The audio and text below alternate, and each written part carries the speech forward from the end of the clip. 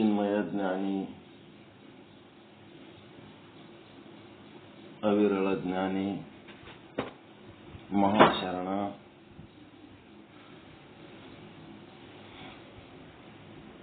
ಶೂನ್ಯ ಪೀಠಾಧೀಶ್ವರ, ಶುದ್ಧ ಬ್ರಹ್ಮನಿಷ್ಠ ಸದ್ಗುರು ಶ್ರೀ ಚನ್ನಬಸವೇಶ್ವರರ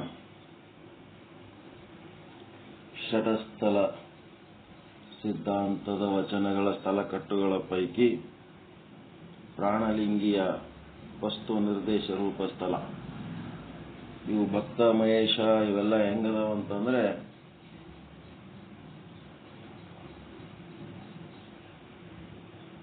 ಆರು ರೈಲ್ವೆ ಡಬ್ಬಿಗಳು ಇದ್ದಂಗೆ ಅದಾವು. 6 ಡಬ್ಬಿ ಇರತ್ತದ, ಮುಂದೊಂದು ಇಂಜನ್. 6 ಡಬ್ಬ್ಯಾಗ ಅಲ್ಲಿ ಎಂಟ್ರಿ ಎಲ್ಲಿಂದ ಆಗ್ಬೇಕಂದ್ರೆ ಹಿಂದಿನ ಡಬ್ಬಿಲಿಂದ ಆಗ್ಬೇಕು. ಭಕ್ತ ಸ್ಥಳ ಅಂದ್ರೆ ಪೂರ್ತಿ ಹಿಂದಿನ ಡಬ್ಬಿ. ಹಿಂದಿನ ಡಬ್ಬಿಯ ಒಂದೊಂದಕ್ಕೆ 2 ಬಾಗಿಲು, ಹಿತ್ತಲು ಬಾಗಿಲು, ಅಂಗಳ. ಮತ್ತೆ ಮುಂದಿನ ಡಬ್ಬಿಗೆ ಒಂದು ಹಿತ್ತಲು ಬಾಗಿಲು, ಅಂಗಳ, ಮುಂದೆ ಅಂಗಳ, ತಲೆಬಾಗಿಲು. ಹಿತ್ತಲು ಬಾಗಿಲು ತಲೆಬಾಗಿಲು ಇದ್ದಂಗೆ ಅದು ಭಕ್ತ ಸ್ಥಳ. ಹಿಂದಿನ ಡಬ್ಬಿಯ ಹಿತ್ತಲು ಬಾಗಿಲಿಂದ ಎಂಟ್ರಿ ತಗೊಂಡ್ರೆ ಮುಂದವಾದ್ನಂತಂದ್ರೆ ಡಬ್ಬಿ ಹೊರಗೆ ಬಂದಾಗ ಎಲ್ಲಿರ್ತಾನ, ಮುಂದಿನ ಡಬ್ಬಿಗೆ ಬಂದಾಗ ಭಕ್ತ ಸ್ಥಳದ ತಲೆಬಾಗಲ್ದಾಗಿರ್ತಾನ, ಮಹೇಶ್ ಸ್ಥಳದ ಹಿತ್ತಲು ಬಾಗಲ್ದಾಗಿರ್ತಾನ. ಮುಂದ ಮಹೇಶ ಸ್ಥಳ ದಾಟಿ ಪ್ರಸಾದಿ ಸ್ಥಳಕ್ಕೆ ಹೋದ್ನಂತಂದ್ರ ಆ ಡಬ್ಬಿಗೆ ಹೋಗ್ಬೇಕಾದ್ರೆ ಮಹೇಶ ಸ್ಥಳದ ತಲೆಬಾಗಿಲಿಗೆ ಹೋಗಿರ್ತಾನ, ಪ್ರಸಾದಿ ಸ್ಥಳದ ಹಿತ್ತಲು ಬಾಗಿಲ್ದಾಗ ಎಂಟ್ರಿ ತಗೋತಿರ್ತಾನ. ಭಕ್ತ ಮಹೇಶ ಆದ್ಮೇಲೆ ಪ್ರಸಾದಿ ಹೋಗಿ ಪ್ರಾಣಲಿಂಗಿ ಆದ್ನಂತಂದ್ರ ಪ್ರಾಣಲಿಂಗಿ ಸ್ಥಳಕ್ಕೆ ಎಂಟ್ರಿ ತಗೋಬೇಕಾದ್ರೆ ಪ್ರಸಾದಿ ಸ್ಥಳದ ತಲೆಬಾಗಿಲಿಗೆ ಬಂದು ಪ್ರಾಣಲಿಂಗಿ ಸ್ಥಳದ ಹಿತ್ತಲು ಬಾಗಿಲ್ದಾಗ ಎಂಟ್ರಿ ತಗೊಳಕತ್ತಾನ. ಈ ಪ್ರಾಣಲಿಂಗಿ ಸ್ಥಳದ ಹಿತ್ತಲು ಬಾಗಿಲ್ದಾಗ ಎಂಟ್ರಿ ತಗೊಳಗ ಏನದ, ಅಲ್ಲಿ ತಾಮಸ ನಿರಸ ಸ್ಥಳ, ವಸ್ತು ನಿರ್ದೇಶ ಸ್ಥಳ ಅಂತೇಳಿ 2 ಅದಾವ. ತಾಮಸ ನಿರಸನ ಸ್ಥಳ ಅಂತಂದ್ರೆ ಹೆಂಗ್ ಇರಬಾರದು ಅನ್ನೋದು, ವಸ್ತು ನಿರ್ದೇಶ ಸ್ಥಳ ಅಂದ್ರೆ ಹೆಂಗ್ ಇರಬೇಕು ಅನ್ನೋದು. ಇವುಗಳನ್ನ ಕಲಿಸ್ಲಕತ್ತಾರ. ಈಗ ಪ್ರಾಣಲಿಂಗಿ ಅಂದ್ರೆ ಹೆಂಗಿರಬೇಕು ಅಂತ, ಹೆಂಗಿರ್ಬೇಕಂತ ಅನ್ನೋದು, ಮನದ ಮತ್ಸರವ ಕಳೆದು, ಮನಸ್ಸಿನೊಳಗ ಹೊಟ್ಟೆ ಕಿಚ್ಚಿರಬಾರ್ದು, ಮತ್ಸರ ಇರಬಾರ್ದು. ಮನದ ಮತ್ಸರವ ಕಳೆದು ಮನದ ಮೊನೆಯ ಮೇಲೆ, ಮನದ ಮೊನೆಯ ಮೇಲೆ ಏನ್ ಮಾಡಬೇಕು, ಲಿಂಗವ ಕುಳ್ಳಿರಿಸಬೇಕು. ಲಿಂಗ ಕುಂದರ್ಸ್ಬೇಕಲ್ಲಿ ಮುಂದ. ಅದು ಎಲ್ಲಿದ್ ಬಂದದ, ಮನಸ್ಸು ಎಲ್ಲಿಂದ ಬಂದದ, ಲಿಂಗದಲಿಂತ ಬಂದದ. ಮತ್ತ ಎಲ್ಲಿ ಹರಿದಾಡ್ಲಿಕ್ಕತ್ತದ, ಲಿಂಗದೊಳಗೆ ಹರಿದಾಡ್ಲಿಕ್ಕತ್ತದ. ಲಿಂಗದಿಂದ ಉತ್ಪನ್ನವಾಗಿ ಲಿಂಗದ ಜೊತೆಗೆ ಲಿಂಗದಲ್ಲಿಯೇ ಹರಿದಾಡ್ತಾ ಇದ್ದು, ಅದ್ರ ತುದಿಗೆ ಏನ್ ಮಾಡ್ಯಾನ, ಪುರುಷ ಪ್ರಯತ್ನ ನಮಗ್ ಬಿಟ್ಟನ್. ಮುಂದೇನ್ ಮಾಡ್ತಾನ ನೋಡಮಂತ. ಮುಂದೇನ್ ಮಾಡ್ತಾನ ನೋಡಮಂತಂದ್ರ, ದಾರಿ ಹಿಡ್ಕೊಂಡು ಹೋಗ್ತಾನೋ ದಾರಿ ಬಿಡ್ತಾನೋ ಅಂತ ಒಂದು ಸ್ವಾತಂತ್ರ್ಯ ಕೊಟ್ಟಾನ ಪರಮಾತ್ಮ. ಆ ಮನದ ತುದಿ ಮೇಲೆ ಏನ್ ಕುಂದರ್ಸ್ತಾನ ನೋಡಮು ಅಂತ. ಒಳ್ಳೆ ಸಂಸ್ಕಾರ ಇತ್ತು, ಹಿಂದಿನ ಜನ್ಮದ ಸಾಧನೆ ಫಲ ಇತ್ತು ಅಂದ್ರೆ ಅದರ ತುದಿ ಮೇಲೆ ಲಿಂಗನೇ ಕುಂದರ್ಸ್ತಾನ ಸಾಧಕನಾದವನು. ಅದನ್ನು ಬಿಟ್ಟು ಅವನಿಗೆ ಸಂಸ್ಕಾರ ಸರಿಗಿಲ್ಲ, ಪೂರ್ವ ಜನ್ಮದ ಸಂಸ್ಕಾರಗಳು ಏನು ಚೆನ್ನಾಗಿ ಮಾಡಿದ್ದಿಲ್ಲ ಅಂತಂದ್ರ ಮನದ ತುದಿ ಮೇಲೆ ನಾಮ ರೂಪ ವಿಷಯ ಭೋಗಗಳನ್ನ ಕುಂದಿರಿಸ್ತಾನ ಅಷ್ಟೇ. ಎಲ್ಲಿದು ಬಂದಿನಿ, ಎಲ್ಲಿದೀನಿ, ಎಲ್ಲಿ ಹೋಗ್ಬೇಕು ಇದನ್ನ ತಿಳ್ಕೊಂಡು ತನ್ನ ಮೂಲವನ್ನು ಅರಿತವನಿಗೆ ಆ ಮನದ ತುದಿಯ ಮೇಲೆ ಲಿಂಗ ಕುಂದಿರ್ಸೋದು ತ್ರಾಸ ಆಗಂಗಿಲ್ಲ. ಮೂಲವನ್ನು ಮರೆತವನಿಗೆ ಏನಾಗ್ತದ, ಮನದ ತುದಿ ಬಹಳ ತ್ರಾಸ ಕೊಡ್ತಿರ್ತವ. ವಿಷಯ ಭೋಗಗಳಲ್ಲಿ ಕಾಮ ಕ್ರೋಧ ಲೋಭ ಮೋಹ ಮದ ಮತ್ಸರಾದಿಗಳಲ್ಲಿ, ಸತ್ವ ರಜ ತಮೋ ಗುಣಗಳಲ್ಲಿ, ಜೀವಭಾವದಲ್ಲಿ, ಅಜ್ಞಾನದಲ್ಲಿ, ಅಜ್ಞಾನ ಅಂದ್ರೆ ಅವಿದ್ಯೆ, ಅಜ್ಞಾನದಲ್ಲಿ ಏನ್ ಮಾಡ್ತಿರ್ತದ, ಮುಳುಗಿಸಿ ಹಬ್ಬಸ್ತಿರ್ತದ. ಅದಕ್ಕೆ ನಾ ಎಲ್ಲಿದ್ ಬಂದಿನಿ, ಈಗ ಎಲ್ಲಿದೀನಿ, ಮುಂದೆ ಎಲ್ಲಿ ಹೋಗ್ಬೇಕು, ಮನದ ತುದಿ ಅದು ಗುರಿ ನಿರ್ಧಾರ ಮಾಡೋಂಥದ್ದು. ಅದು ಮನದ ತುದಿ. ಶಿವಯೋಗಿ ಆಗ್ಬೇಕು, ಭವ ರೋಗಿ ಆಗ್ಬೇಕು. ಅದಕ್ಕೆ ಮನದ ಮೊನೆಯ ಮೇಲೆ ಲಿಂಗವ ಕುಳ್ಳಿರಿಸಬೇಕು. ಮನದ ಮತ್ಸರ ಕಳಿಬೇಕು. ಮತ್ಸರ ಅಂದ್ರೆ ಕಾಮ ಕ್ರೋಧ ಲೋಭ ಮೋಹ ಮದ ಮತ್ಸರ, ಅದ್ರ ಹಿಂದೆ ಅದಾವು. ಮತ್ಸರ ಒಂದೇ ಇಲ್ಲ, ಅದು ಪೂರ್ತಿ 6 ಅದಾವಲ್ಲಿ. ಹೊಸು ಕೂಡಿಸಿ ಹೇಳ್ಯಾರ ಅವ್ರು. ಮತ್ಸರ ಅಂತ ಅಂದ ಕೂಡ್ಲೇನೆ ಕಾಮ ಕ್ರೋಧ ಇಲ್ಲ ಅಂತ ತಿಳ್ಕೊಬಾರ್ದು. ಕಾಮ ಅಂದ್ರೆ ಆಸೆ. ಎದರ ಆಸೆ? ಕಾಮವಿರಬೇಕು ಲಿಂಗದಲ್ಲಿ, ಅರಿವಿನಲ್ಲಿ ಕಾಮ ಇರಬೇಕು. ಅದನ್ನ ಬಿಟ್ಟು ಕಾಮ ಬೇಡ, ಪರಧನ ಪರ ಸ್ತ್ರೀ ಮತ್ತ ಪರ ಏನೇನದೋ ಬೇರೆ ಈ ಲೌಕಿಕ ವಿಷಯಗಳು, ಅದರೊಳಗೆ ಬೇಕಾಗಿಲ್ಲ ಕಾಮ. ಅಂತ ಒಂದು ಕಾಮ ಇರಬೇಕು. ಅದು ಶಿವಯೋಗ ಸಾಧನೆಗೆ ಬಳಸಬೇಕು. ಕ್ರೋಧ ಮುಂದೆ ಹೇಳ್ತಾರ, ಇವೆಲ್ಲ ನಾನು ಹೀಗೆ ಹೇಳೋದು ಬೇಡ.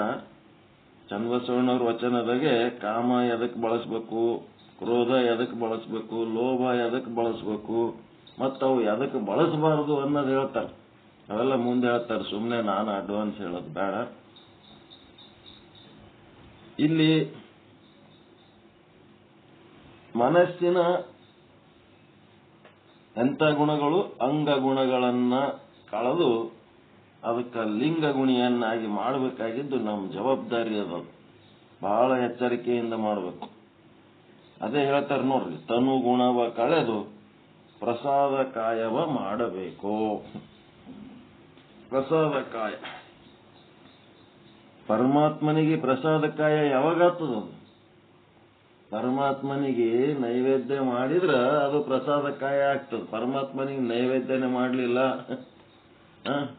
ಏನ್ ಬೇಕಾದ್ರೆ ಮಾಡಿಕೆ ಪ್ರಸಾದ ಕಾಯ ಅಂದ್ರೆ ಹೆಂಗಾಗ್ತದ? ಅದಕ್ಕೆ ಯಾವಾಗ ಅಲ್ಲಿ ಪ್ರಸಾದ ಆಗ್ಬೇಕಾದ್ರೆ ಪರಮಾತ್ಮನಿಗೆ ನೈವೇದ್ಯ ಮಾಡಿದ್ರೆ ಮಾತ್ರ ಪ್ರಸಾದ. ನೈವೇದ್ಯನೇ ಮಾಡ್ಲಾರ್ದೆ ಪ್ರಸಾದ ಹೆಂಗಾಗ್ತದೆ? ನೈವೇದ್ಯ ಮಾಡೋದು ನಮ್ ಜಿಮ್ಮೆದಾರಿ, ಪ್ರಸಾದ ಆಗೋದು ಆ ಪರಮಾತ್ಮನ ಜಿಮ್ಮೆದಾರಿ. ಹೀಗಾಗಿ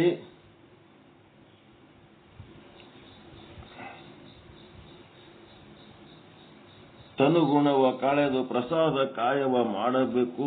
ಧನ ಗುಣವ ಕಳೆದು ಮಮಕಾಯವೆನಿಸಬೇಕು. ಧನ ಗುಣ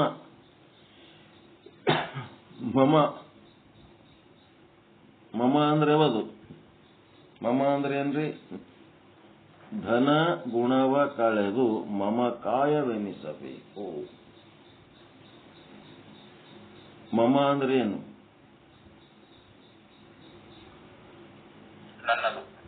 ನನ್ನದು ಅಂದ್ರೆ ಎಂತ ನನ್ನದು? ಆತ್ಮನೇ. ಆತ್ಮ ನಾನು ಆತ್ಮನಾಗಿ, ನಾನು ಚೇತನನಾಗಿ, ನಾನು ಶುದ್ಧ ಬ್ರಹ್ಮನಾಗಿ, ಆ ಕಾಯ ಯಾರ್ದು? ಆತ್ಮದ ಅನ್ನಿಸ್ಬೇಕು, ಮನಸ್ಸಿಂದ ಅಲ್ಲ. ಧನ ಗುಣವ ಕಳೆದು ಮಮಕಾಯವೆನಿಸಬೇಕು. ಆತ್ಮದ ಕಾಯ ಇತ್ತು ಅಂತಂದ್ರೆ ಅದಕ್ಕೆ ಬಡತನ ಇರ್ಲಕ್ ಸಾಧ್ಯ ಅದ ಏನ್ರಿ? ಜೀವದ ಕಾಯ ಇತ್ತಂದ್ರೆ ಬಡತನ, ಜೀವದ ಕಾಯ ಇತ್ತಂದ್ರೆ ಬಡತನ. ಮರವಿನ ಒಂದು ಕಾಯ ಇತ್ತು ಅಂದ್ರೆ ಬಡತನ, ಅರಿವಿನ ಕಾಯ ಇತ್ತಂದ್ರೆ ಬಡತನ ಅದೇನ್ರಿ?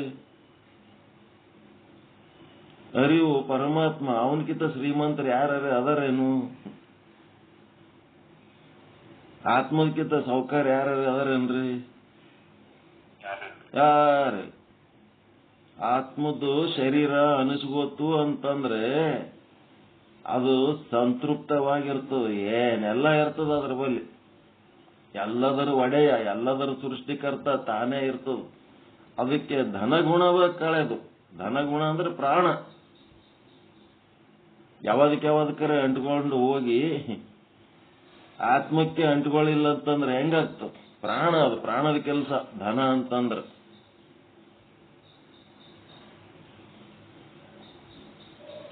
ಅಂಟುಕೊಳ್ಳೋದು, ರೊಕ್ಕಕ್ಕೆ ಅಂಟುಕೊಳ್ಳೋದು, ಆಸ್ತಿಗೆ ಅಂಟುಕೊಳ್ಳೋದು, ಸಂಬಂಧಗಳಿಗೆ ಅಂಟುಕೊಳ್ಳೋದು, ಸಂಪತ್ತುಗಳಿಗೆ ಅಂಟ್ಕೊಳ್ಳೋದು, ಅಧಿಕಾರಕ್ಕೆ ಅಂಟುಕೊಳ್ಳೋದು, ಆ ಎಲ್ಲ ಅಂಟುಗಳನ್ನು ತೆಗೆದು ಏನ್ ಮಾಡಬೇಕು? ಆತ್ಮದ ನಂಟು ಬೆಳೆಸ್ಕೋಬೇಕು.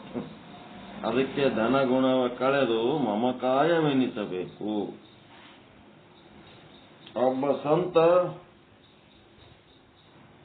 ಒಂದು ಗುಡಿಸಲ ಮುಂದೊಂದು ಕಟ್ಟಿ, ಆ ಕಟ್ಟಿ ಮೇಲೆ ಸುಮ್ಮ ಕುಂತಿರ್ತಾನ. ಎಲ್ಲರೂ ಹೋಗೋರು ಬರೋರು ಬೆಳಗ್ಗೆ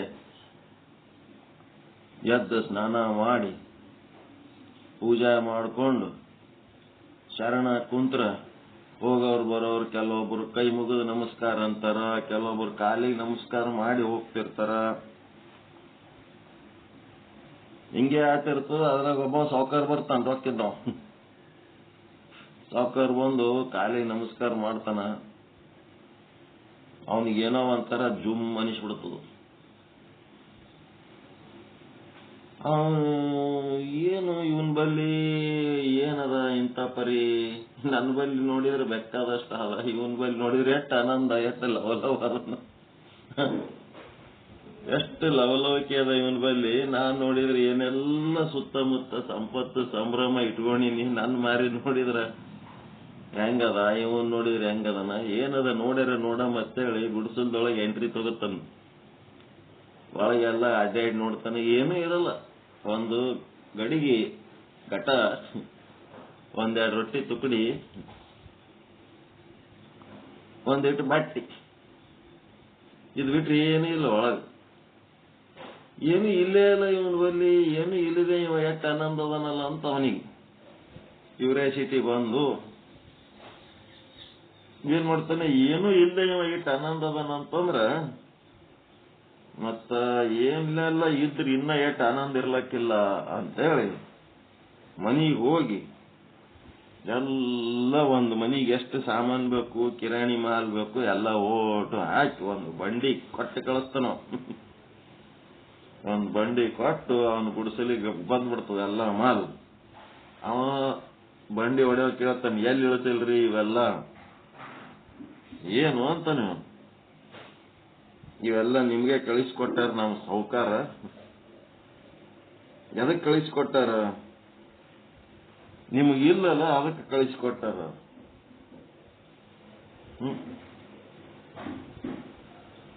ನಮಗಿಲ್ಲ ಯಾರು ಹೇಳ್ಯಾರ ಅಂತ, ನಮಗಿಲ್ಲ, ನಮಗಿವೆಲ್ಲ ಬೇಕು ಅಂತ ಯಾರು ಹೇಳ್ಯಾರ ಅವ್ರಿಗೆ? ನಮಗಿಲ್ಲ ಅನ್ನೋದು ನಾವಂತ ಹೇಳಿಲ್ಲಪ್ಪ. ಮತ್ತ ಅವರೇ ಏನಾರ ತಿಳ್ಕೊಂಡ್ರೆ ನಾನೇನ್ ಮಾಡ್ಲಕ್ಕಾಗ್ತದ? ನಮ್ಗೇನೆಲ್ಲ ಅದ ಅಂದ್ಬಿಟ್ಟ. ಗುಡಿಸಲ್ದಾಗ ಅದನ, ಒಳಗೆ ಏನು ಇಲ್ಲೇ ಅವನ ಬಲ್ಲಿ. ಆದ್ರ ಏನಂತಾನೆ, ನನ್ನ ಬಲ್ಲಿ ಏನೆಲ್ಲೋ ಆದ, ನಮಗಿಲ್ಲ ಅನ್ನೋ ಸಮಸ್ಯೆನೇ ಇಲ್ಲ. ಅವನೇ ಏನಾರ ತಿಳ್ಕೊಂಡು ಇವೆಲ್ಲ ಕಳಿಸಿದ್ರ ಅವನ ಬಂಡಿ ಹೊಡೆ ಒಂದು ತಲೆ ಕೆಟ್ಟು ಬಿಡ್ತು. ಬಂಡಿ ಹೊಡೆ ಒಂದು ತಲೆ ಕೆಟ್ಟು ಅವನು ಒಳಗ್ ಗುಡಿಸಲ್ದಾಗ ಎಲ್ಲ ಒಳಗೆ ಅಡ್ಡಾಡಿ ನೋಡ್ದ, ಏನೆಲ್ಲ ಆದಂತಿದೆ, ಎಲ್ಲದ ನೀನು ಗುಡಿಸಲ್ದಾಗ ಏನು ಇಲ್ಲೇ ಇಲ್ಲ ಅಂತನು. ನಮ್ ಸಾಹುಕಾರ ಕಳಿಸಿ ಕೊಟ್ಟದ್ದು, ನೀನು ಹಿಂಗ ಅಪಮಾನ ಮಾಡಬೇಡ, ಹಿಂಗೆಲ್ಲ ಅಪಮಾನ ಮಾಡ್ಲಕ್ ಹೋಗ್ಬೇಡ. ಏನ್ ಕೊಟ್ಟನ, ಸುಮ್ ತಗೋ ಅಂತ ನಾವು. ಅವ ಯಾರಿಗಿ ₹1 ಕೈ ಚಾಚಿ ಕೊಟ್ಟವಲ್ಲ.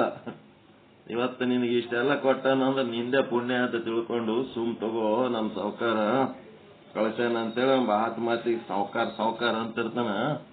ಅವಾಗ ಇವ ಅಂತಾನ, ನಮ್ ಸಾವ್ಕಾರ ಸುಮ್ ಇರ್ಬೇಕಪ್ಪ ಅಲ್ಲ, ನಿಮ್ ಸಾವ್ಕಾರಂದ ಏನಾರ ತಗೊಂಡು ನಮ್ ಸಾವ್ಕಾರಿಗೆ ಸಿಟ್ಟು ಬರ್ತದ.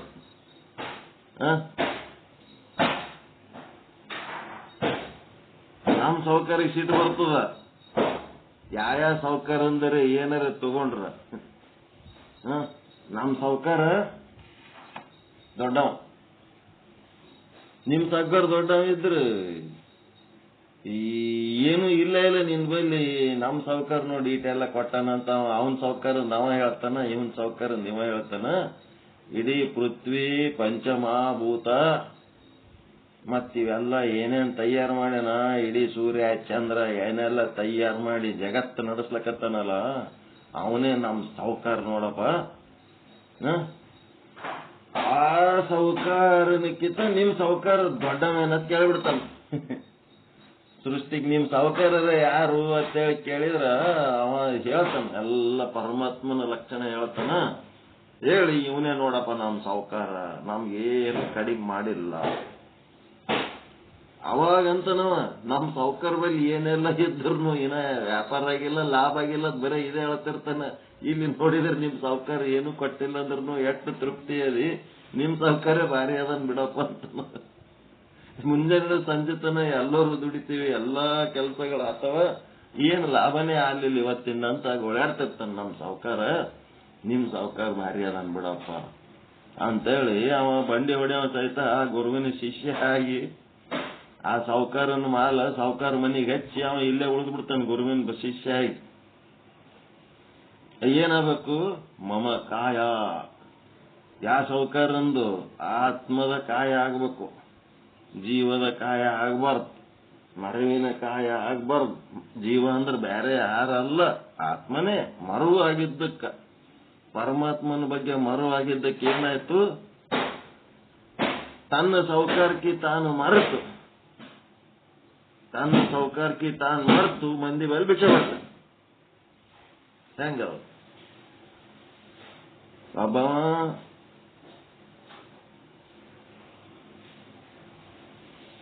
ಏನಾಯ್ತು, ಒಂದ್ ಕಟ್ಟಿ ಇತ್ತು, ಆ ಕಟ್ಟಿ ಮೇಲೆ ಕೂತು ಭಿಕ್ಷೆ ಬಿಡ್ತಿದ್ದ. ಕಟ್ಟಿ ಮೇಲೆ ಕುಂತು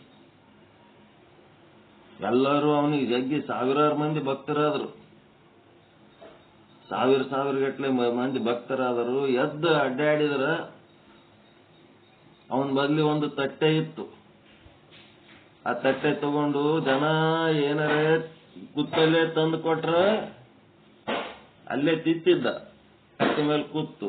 ಯಾರು ಕೊಡ್ಲಿಲ್ಲ, ಒಂದೊಂದ್ ದಿನ ಹಂಗನೂ ಇರ್ತದ, ಯಾರು ಕೊಡ್ಲಿಲ್ಲ ಅಂದ್ರೆ ಒಂದು ತಟ್ಟೆ ತಗೊಂಡು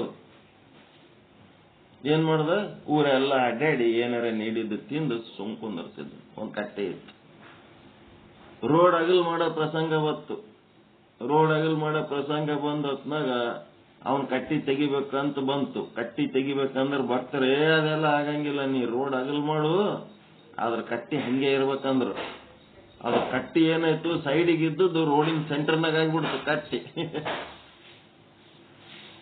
ಎಲ್ಲ ಕೂಡಿ ಇಷ್ಟೊಂದು ಭಕ್ತರು ಮತ್ತ ಅದು ಕಟ್ಟಿ ಗಿಟ್ಟಿ ಏನಾರ ತೆಗೆದ್ರೆ ಮತ್ತೆ ಏನಾಗ್ತದ ಏನೋ, ಒಬ್ಬ ದೊಡ್ಡ ತಪಸ್ವಿ ಅದನ, ಮತ್ತ ಸುಮ್ಮನೆ ಎಲ್ಲಿ ಸಮಸ್ಯೆ ಅಂತ ಹೇಳಿ ಏನ್ ಮಾಡಿದ್ರು, ಕಟ್ಟಿ ಹಂಗೆ ಸೆಂಟರ್ನಾಗ ಇಟ್ಟು ರೋಡ್ ಅಗಲ್ ಮಾಡಿಬಿಟ್ರು. ಏಸ್ ದಿನ ಇರ್ತಾನ, ಒಂದಿನ ಗೋಟಕ್ಕ ನಾವು ಅವನ ಬಗ್ಗೆ ಜನರ ಶ್ರದ್ಧೆ ಇತ್ತು, ಏನೆಲ್ಲ ಇತ್ತು, ಉಳ್ಳಕ್ ತಿಲ್ಲಕ್ಕೆ ಏನ್ ಕಡಿಮೆ ಇದ್ದಿದ್ದಿಲ್ಲ. ಮುಂದೇನಾಯ್ತು, ಒಂದು ಕಟ್ಟಿ ಅವನೇ ಆದ್ಮೇಲೆ ಅದು ಕಟ್ಟಿ ಎದಕ್ ಬೇಕಂತೇಳಿ ಕಟ್ಟಿ ತೆಗಿಲಕ್ಕ ಮುನ್ಸಿಪಾಲಿಟಿ ಅವ್ರು ಬಂದು ಕಟ್ಟಿ ತೆಗಿಲಕ್ ಹೋತಾರ. ಕಟ್ಟಿ ತೆಳಗ ಹೇರಳವಾದ ಸಂಪತ್ತು ತುಂಬಿತ್ತಂತೆ. ಕಟ್ಟಿ ತೆಳಗ ಹೇರಳವಾದ ಸಂಪತ್ತು ತುಂಬಿತ್ತಂತ. ಅದೇನವ ತಿಂದದ್ದು ತಟ್ಟೆ ಬಿಸಾಕ್ರಿ ಅಂತೇಳಿ ಹಿಂಗ್ ಬಿಸಾಕಿದ್ರೆ ಅದು ಯಾವ್ದೋ ಹೋಗಿ ಒಂದು ಕಬ್ಬಿಣದ ಕಂಬ ಇತ್ತ ಕಂಬಕ್ಕೆ ಟಚ್ ಆಗಿಬಿಡ್ತದ. ಆ ಕಂಬ ಬಂಗಾರದ್ದಾಯ್ತಂತ. ಆತನ ತಟ್ಟೆ ಎದರ್ದಿತ್ತದು, ಕಂಬಕ್ಕೆ ಟಚ್ ಆಗಿ ಕಂಬ ಬಂಗಾರದಾಯ್ತಂದ್ರೆ ಅದು ಯಾರು ಎದ್ರ ತಟ್ಟೆ ಇತ್ತು? ಪರುಷದ ತಟ್ಟೆನೇ ಇತ್ತು. ಭಿಕ್ಷೆ ಬೇಡ, ಪರುಷದ ತಟ್ಟೆ ಹಿಡ್ಕೊಂಡೆ ಭಿಕ್ಷೆ ಬೇಡದ. ಸಂಪತ್ತಿನ ಕಟ್ಟಿ ಮೇಲೆ ಕೂತೇ ಭಿಕ್ಷೆ ಬೇಡ ತಿಂದ. ಸಂಪತ್ ಬರಿದ ಕಟ್ಟಿ ಮೇಲೆ ಕೂತೆ ಭಿಕ್ಷೆ ಬೇಡ ತಿಂದ. ಏನಾಯ್ತು? ತನ್ನ ಬೆಲೆ ತನಗೆ ಗೊತ್ತಾಗಲಿಲ್ಲ. ಮಮಕಾಯ ಆಗ್ಲೇ ಇಲ್ಲ ಅದಕ್ಕೆ. ಬರೇ ಹೊರಗಿಂದ ಯಾರೋ ಕೊಟ್ಟದ ತಿಂದು ಬದುಕಿದ ನಾವು ಅರ್ಥ, ತನ್ನ ಸಂಪತ್ತಿನ ಬಗ್ಗೆ ತನಗೆ ಗೊತ್ತಾಗ್ಲಿಲ್ಲ. ಅದಕ್ಕೆ ಅವ ಏನ್ ಹೇಳ್ತಾನ? ಧನ ಗುಣ ಕಳೆದು ಮಮಕಾಯವೆನಿಸಬೇಕು. ಪ್ರಾಣ ಅಲ್ಲಿ ಇಲ್ಲಿ ಹೋಗಿ ಅದಕ್ಕರೆ ಅಟ್ಯಾಚ್ ಆಗಿ ಅದರ ಜೊತೆಗೆ ಲಿಪ್ತ ಆಗೋದ್ರ ಬದಲಿ ಅವೆಲ್ಲ ಹೊರಗಿನ ಲಿಪ್ತತೆಗಳ ಕಳ್ಕೊಂಡು ನಿರ್ಲಿಪ್ತಾಗಿ ಮಮಕಾಯ ಎನಿಸಬೇಕು. ಮೊನ್ನೆ ಒಂದು ಮೆಸೇಜ್ ಹಾಕಿನ್ ನಾನು. ಗಂಡ ಏನ್ ತಿಳ್ಕೊಂಡಿರ್ತಾನ? ಹೆಂಡತಿ ನನ್ನಕಿ ಅಂತ ತಿಳ್ಕೊಂಡಿರ್ತಾನ. ಹೆಂಡತಿ ಏನ್ ತಿಳ್ಕೊಂಡಿರ್ತಾಳ? ಈ ಗಂಡ ನನ್ನವ ಅಂತ ತಿಳ್ಕೊಂಡಿರ್ತಾಳ. ಎದರ್ದು? ಶರೀರಕ್ಕೆ. ಹೌದಾ ಇಲ್ಲ?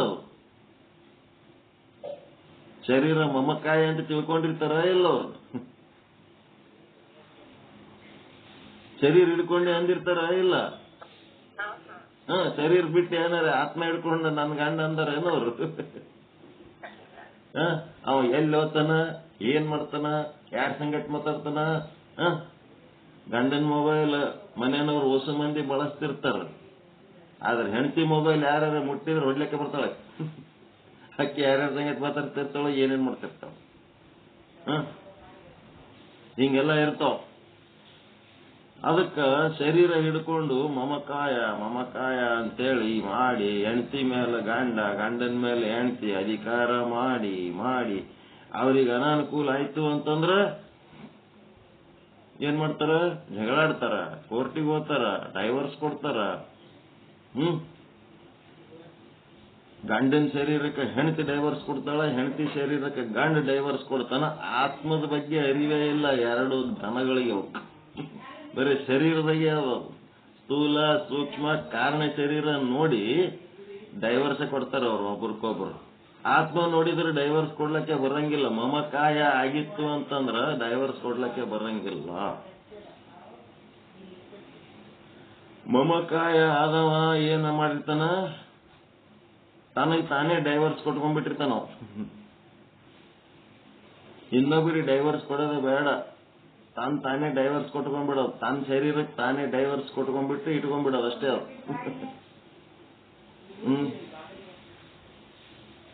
ತಂದು ತಾನೇ ಯಾರು ಡೈವರ್ಸ್ ಕೊಟ್ಕೋತಾರ ಅವ್ರಿಗೆ ಮಂದಿ ಯಾರು ಡೈವರ್ಸ್ ಕೊಡ್ಲಿಕ್ಕೆ ಸಾಧ್ಯ ಇಲ್ಲ. ಇನ್ನೊಬ್ಬರಿಗೆ ಇವನಿಗೆ ಡೈವರ್ಸ್ ಕೊಡೋ ಅವಶ್ಯಕತೆನೇ ಇಲ್ಲ. ನಿರ್ಲಿಪ್ತವಾಗಿದ್ನಂತಂದ್ರ ನಾನು ನಂದು ಅಂದ್ರೆ ಗೋಳಾಟ ಚಾಲು ಆಗ್ತದ. ನಿರ್ಲಿಪ್ತವಾಗಿತ್ತಂತಂದ್ರ ತಾನೇ ಡೈವರ್ಸ್ ಕೊಟ್ಕೊಂಡಂಗ. ಹೌದಾ ಅಲ್ಲ? ನಮ್ಮನ್ನ ನಾವೇ ಡೈವರ್ಸ್ ಕೊಟ್ಕೊಳಕ್ ಬರ್ತದ ಇಲ್ಲ? ಏನ್ ಯಾಕಾಗಲಕ್ ನಡಿ, ಹೆಂಗ್ ಯಾಕಾಗಲಕ್ ನಡಿ. ಹೇಳೋದಿತ್ತು ಹೇಳಿವಿ, ಕೇಳೋದಿತ್ತು ಕೇಳಿವಿ, ಅದ್ರ ಹಣೆಬರಕ್ ನಾವೇನು ಮಾಡ್ಲಕ್ ಆಗ್ತದ ಅಂತೇಳಿ ಒಂದ್ ಸ್ವಲ್ಪ ಡೈವರ್ಸ್ ಕೊಟ್ಬಿಡ್ಬೇಕು. ನಮ್ ಪಾಡಿಗೆ ನಾವೇ ಇರೋದ್ ಕಲಿಬೇಕು. ಬಹಳ ತಲೆ ಕೆಡ್ಸ್ಕೊಳ್ಳೋದಂಗ ಇದ್ದೇವೆ ಅಂದ್ರೆ ನಮಗೆ ನಾವೇ ಡೈವರ್ಸ್ ಕೊಟ್ಕೊಂಡಂಗ.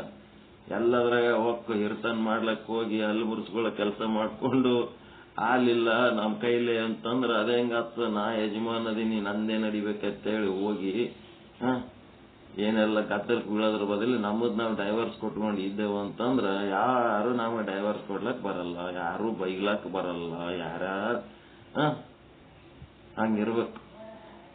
ಅದಕ್ಕೆ ನಾವೇನ್ ಮಾಡ್ಬಿಟ್ಟಿವಿ? ನಮಗ್ ನಾವು ಡೈವರ್ಸ್ ಕೊಟ್ಕೊಂಡ್ಬಿಟ್ಟಿವಿ. ಡೈವರ್ಸ್ ಮತ್ತೆ ಲೌಕಿಕ ವಿಷಯಕ್ಕೆ ಎಲ್ಲದಕ್ಕೂ ಡೈವರ್ಸ್ ಕೊಟ್ಟು ಕೂತ್ ಬಿಟ್ಟೇವಂತಂದ್ರ ಆಗ ಭೋಗಿಸ್ಲಕತ್ತೀವಿ.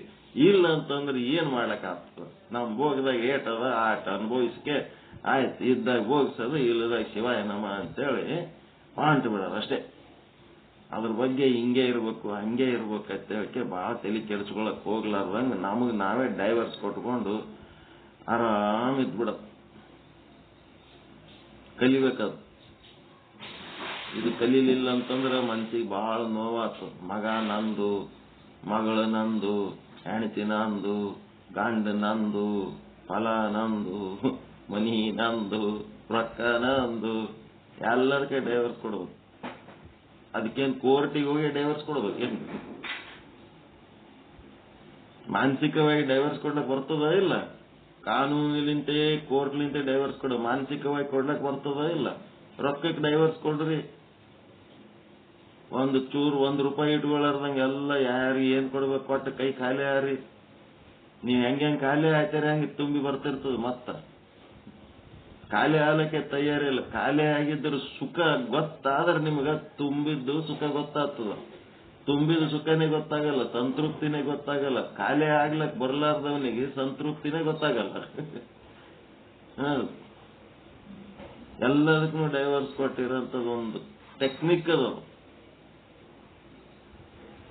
ಈ ಕಡೆ ಖಾಲಿ ಆಗ್ಯದ ಅನ್ನೋದ್ರಾಗೆ ಈ ಕಡೆ ತುಂಬುತ್ತದ. ಭೋಗ ನಿಮ್ಗೇನು ಒಂದು ದಿವಸ ಇವತ್ತು ಉಸಿರಾಡಿಸ್ಲಕ್ಕ ಪರಮಾತ್ಮ ನಿಮ್ಗ ಒಂದು ದಿನದ ಜೀವನ ಕೊಟ್ಟನಂತಂದ್ರ ಆ ಜೀವನದ ಜೊತೆಗೆ ಅದರ ಭೋಗನೂ ಕೊಟ್ಟನ.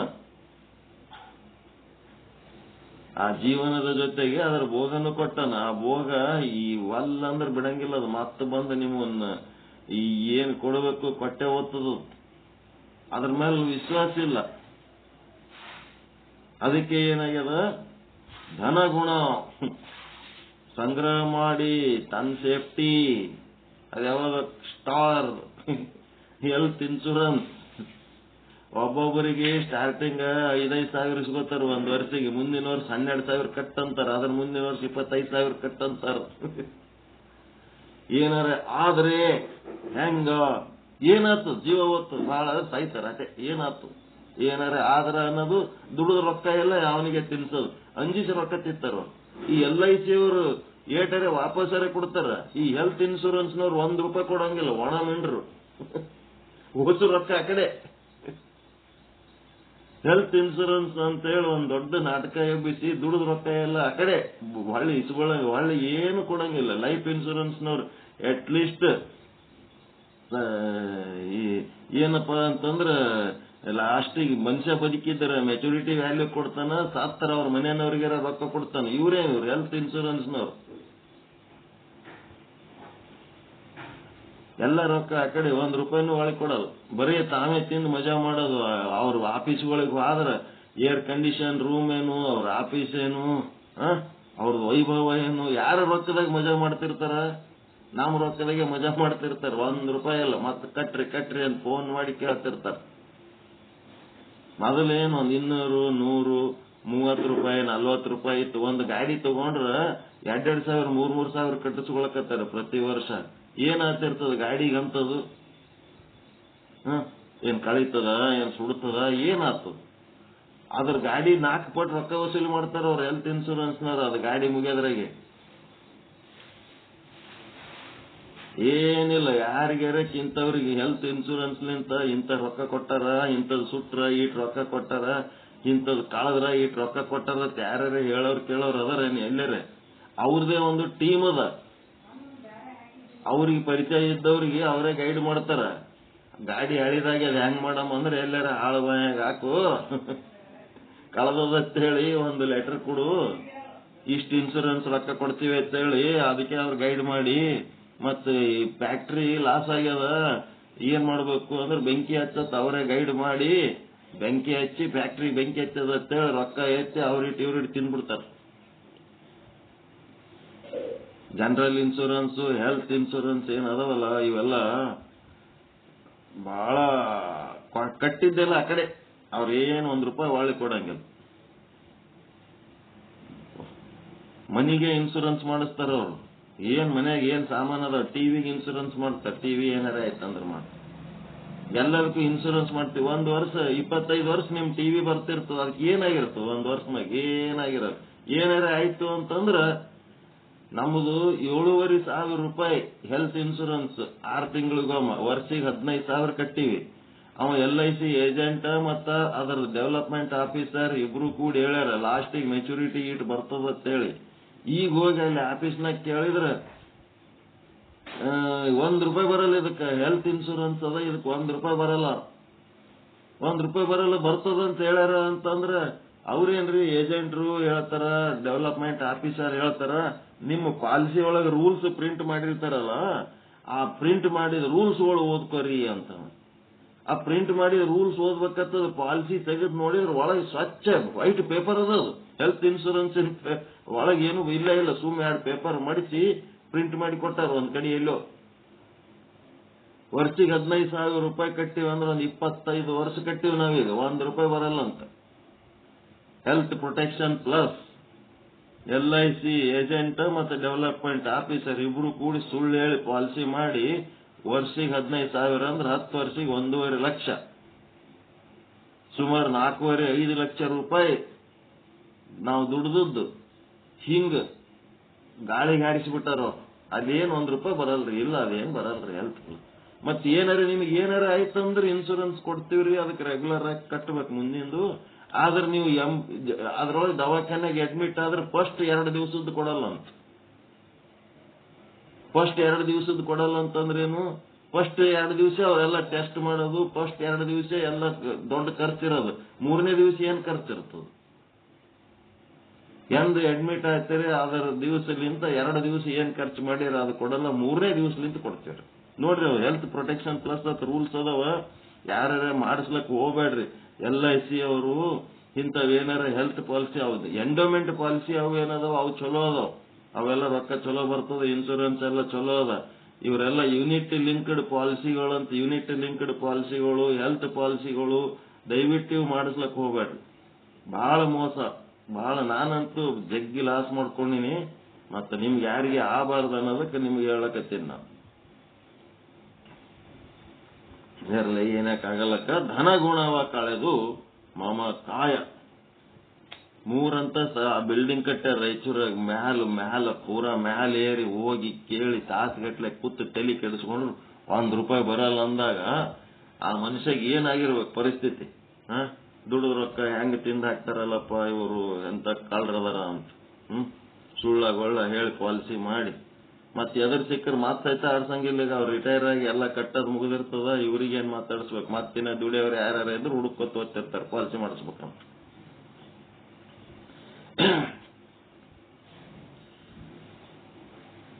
ಏನೇನಾಯ್ತು? ಧನ ಗುಣವ ಕಳೆದು ಮಮ ಕಾಯವೆನಿಸಬೇಕು ಅಂದ್ರೆ ಆತ್ಮದ ಕಾಯ. ಮಮ ಅಂದ್ರೆ pure self, identity by pure self.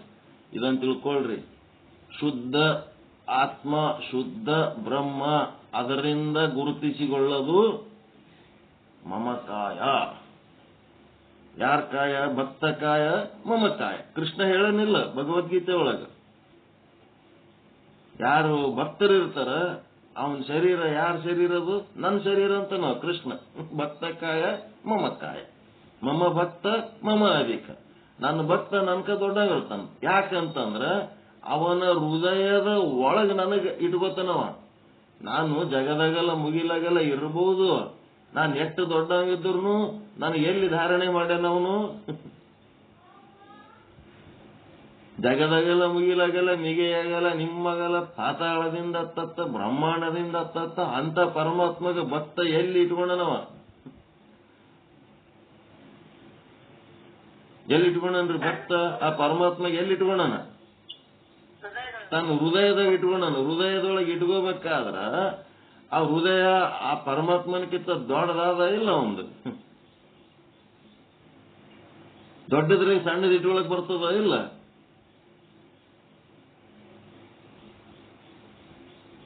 ಒರೆ ಒಳಗ ಖಡ್ಗ ಇಡ್ಬೇಕಾದ್ರ ಒರೆ ದೊಡ್ಡದಿರ್ಬೇಕಾ ಇಲ್ಲ ಖಡ್ಗದಕ್ಕಿಂತ? ಹಾಗೆ ಮತ್ತ ಪರಮಾತ್ಮ ನನ್ನ ಧಾರಣೆ ಮಾಡಬೇಕು ಆದ್ರೆ ಅವನ ಹೃದಯ ಆ ಪರಮಾತ್ಮನ್ಕಿಂತ ದೊಡ್ಡದಿರ್ಬೇಕಾ ಬೇಡ? ಅದಕ್ಕೆ ಅವ ಹೇಳ್ತಾನೆ ಕೃಷ್ಣ ಮಮ ಭಕ್ತ ಮಮ ಅಧಿಕ. ನನ್ನ ಭಕ್ತ ನನ್ಕಿಂತ ಅಧಿಕ ದೊಡ್ಡವನ. ಮತ್ತ ಆ ಭಕ್ತನ ಕಾಯ ಯಾರದಪ್ಪ? ಈಗ ನಿಮ್ ಮನೆಯಾಗ ಹೋಗಿದ ನಮ್ಮ ಮನೆ ಅಂತ ಹೆಂಗ್ ಅಂತೀರ ಇಲ್ಲ ನೀವು? ಹಂಗೆ ಅವನೇನಂತಾನ ಪರಮಾತ್ಮ ಭಗವಂತ ಅವನು ಹೃದಯ ಏನದ ನನ್ನ ಕಾಯ ಅದ, ಭಕ್ತನ ಕಾಯ ನನ್ನ ಕಾಯ, ನನ್ನ ಮನಿ ಅಂತ ನಾವು ಎಷ್ಟು ಚಂದ. ಅದು ಏನಂತಂದ್ರೆ ಮಮ ಕಾಯವೆನಿಸಬೇಕು. ಮಮ ಕಾಯ ಅರ್ಥ ಆಯ್ತಾ? ಮುಂದೇನ್ ಮಾಡ್ಬೇಕು? ಮಮ ಕಾಯ ಹೇಳಕ್ ಹೋಗಿ ತಾಲಕತ್ತ. ಈ ತ್ರಿವಿಧ ಗುಣಗಳ ಕಳೆದು ತ್ರಿವಿಧ ದಾಸೋಹಿಯಾಗಿರಬೇಕಯ್ಯ ನಮ್ಮ ಕೂಡಲ ಚನ್ನ ಸಂಗಮ ದೇವರಲ್ಲಿ. ದಾಸೋಹಿ, ದಾಸ ಅಹಂ, ಗುರು ಲಿಂಗ ಜಂಗಮರಿಗೆ ತಾನು ದಾಸನಾಗಬೇಕು. ಅದೇ ದಾಸೋಹಿ ಆಗ್ಬೇಕು. ತನು ಮನ ಧನ. ತನುವನ್ನ ಗುರುವಿಗೆ ಅರ್ಪಿಸಬೇಕು, ಮನವನ್ನ ಲಿಂಗಕ್ಕೆ ಅರ್ಪಿಸಬೇಕು, ಧನವನ್ನ ಜಂಗಮಕ್ಕೆ ಅರ್ಪಿಸಿದ್ರೆ ಅದೇನಂತಾರ ತ್ರಿವಿಧ ದಾಸೋಹಿ ಅಂತಾರ. ಈ ರೀತಿ ಸಾಧನೆ ಮಾಡಬೇಕು ಅನ್ನಂತ ಮಾತು. ಮನದ ಮತ್ಸರವ ಕಳೆದು ಮನದ ಕೊನೆಯ ಮನೆಯ ಮೇಲೆ ಲಿಂಗವ ಕುಳ್ಳಿರಿಸಬೇಕು. ಇದು ಮನಸ್ಸಿನ ಕೆಲಸ. ಮನವನ್ನ ಲಿಂಗಕ್ಕೆ ಅರ್ಪಿಸಬೇಕಂತ. ತನು ಗುಣವ ಕಳೆದು ಪ್ರಸಾದ ಕಾಯವ ಮಾಡಬೇಕು. ಇದು ತನುವನ್ನ ಗುರುವಿಗೆ ಅರ್ಪಿಸಬೇಕು. ಧನ ಗುಣವ ಕಳೆದು ಮಮಕಾಯವೆನಿಸಬೇಕು. ಇದು ಏನದಂತಂದ್ರ ಪ್ರಾಣದ ಕೆಲಸ. ತನು ಮನ ಧನ ಈ ಮೂರೂ ಯಾರು ಮಾಡ್ತಾರ? ಇಲ್ಲಿ ತ್ರಿವಿಧ ಗುಣಗಳು ಕಳೆದು, ಸ್ವಾರ್ಥದ ಗುಣಗಳನ್ನೆಲ್ಲ ಕಳೆದು ಒಂದ್ ರೀತಿ ಆತ್ಮದ ಸೇವೆ ಮಾಡ್ಲಕತ್ತೀನಿ ಅಂತೇಳಿ ನಿಸ್ವಾರ್ಥಿಯಾಗಿ ಏನ್ ಮಾಡ್ಬೇಕು? ತ್ರಿವಿಧ ಗುಣಗಳ ಕಳೆದು ತ್ರಿವಿಧ ದಾಸೋಹಿ ಆಗಿರಬೇಕಯ್ಯ. ಮೂರು ರೀತಿ ದಾಸೋಹಿ ಆಗ್ಬೇಕು. ತನು ಮನ ಧನದಲ್ಲಿ, ನಮ್ಮ ಕೂಡಲ ಚನ್ನ ಸಂಗಮ ದೇವರಲ್ಲಿ. ಇದೇನು? ವಸ್ತು ನಿರ್ದೇಶ ರೂಪ ಮಂಗಲ. ಮಂಗಲ ಅಲ್ಲ, ಇದು ವಸ್ತು ನಿರ್ದೇಶ ಸ್ಥಳದ ವಚನ. ಇದು ವಸ್ತು ಈ ತರ ಇರಬೇಕು ಅಂತ ಹೇಳ್ತಾರವ್ರು. ಇನ್ನೇನು ನಾಳೆಗೆ ಲಾಸ್ಟ್ ಇದರದು 21ನೇ ವಚನ. ವಸ್ತು ನಿರ್ದೇಶ ಸ್ಥಳದ ಕೊನೆಯ ವಚನ 21ನೇ ವಚನ. ಪ್ರಣವದ ಬಗ್ಗೆ ಹೇಳ್ತಾರೆ. ಪ್ರಣವ ಅಂದ್ರೆ ಏನು? ಪ್ರಣವ ಅಂದ್ರೆ ಏನು? What is Pranav?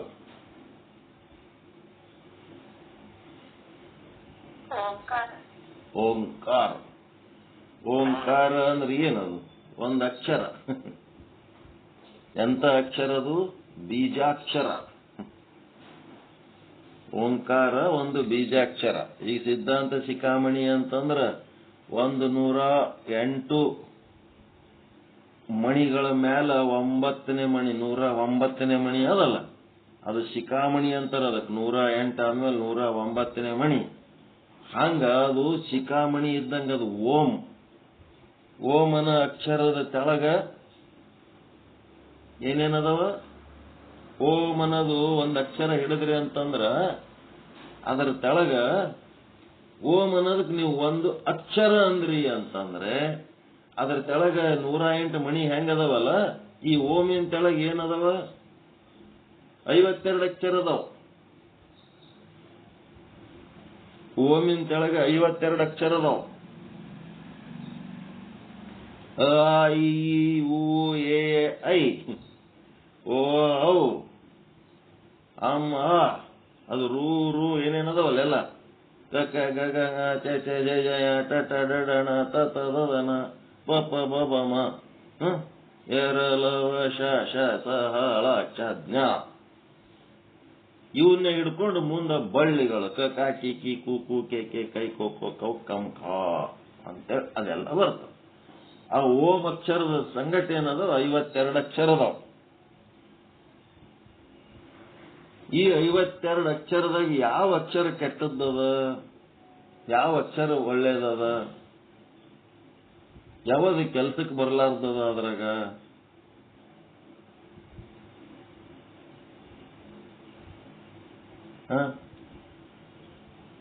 ಯಾವ್ದಾರ ಅಕ್ಷರವನ್ನ ದ್ವೇಷ ಮಾಡ್ತೀರಿ? ಯಾವ್ದು ಅಕ್ಷರವನ್ನ ತ್ಯಾಗ ಮಾಡ್ತೀರಿ?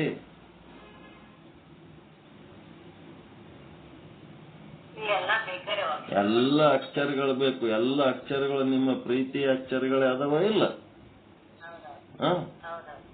We love all letters and numbers.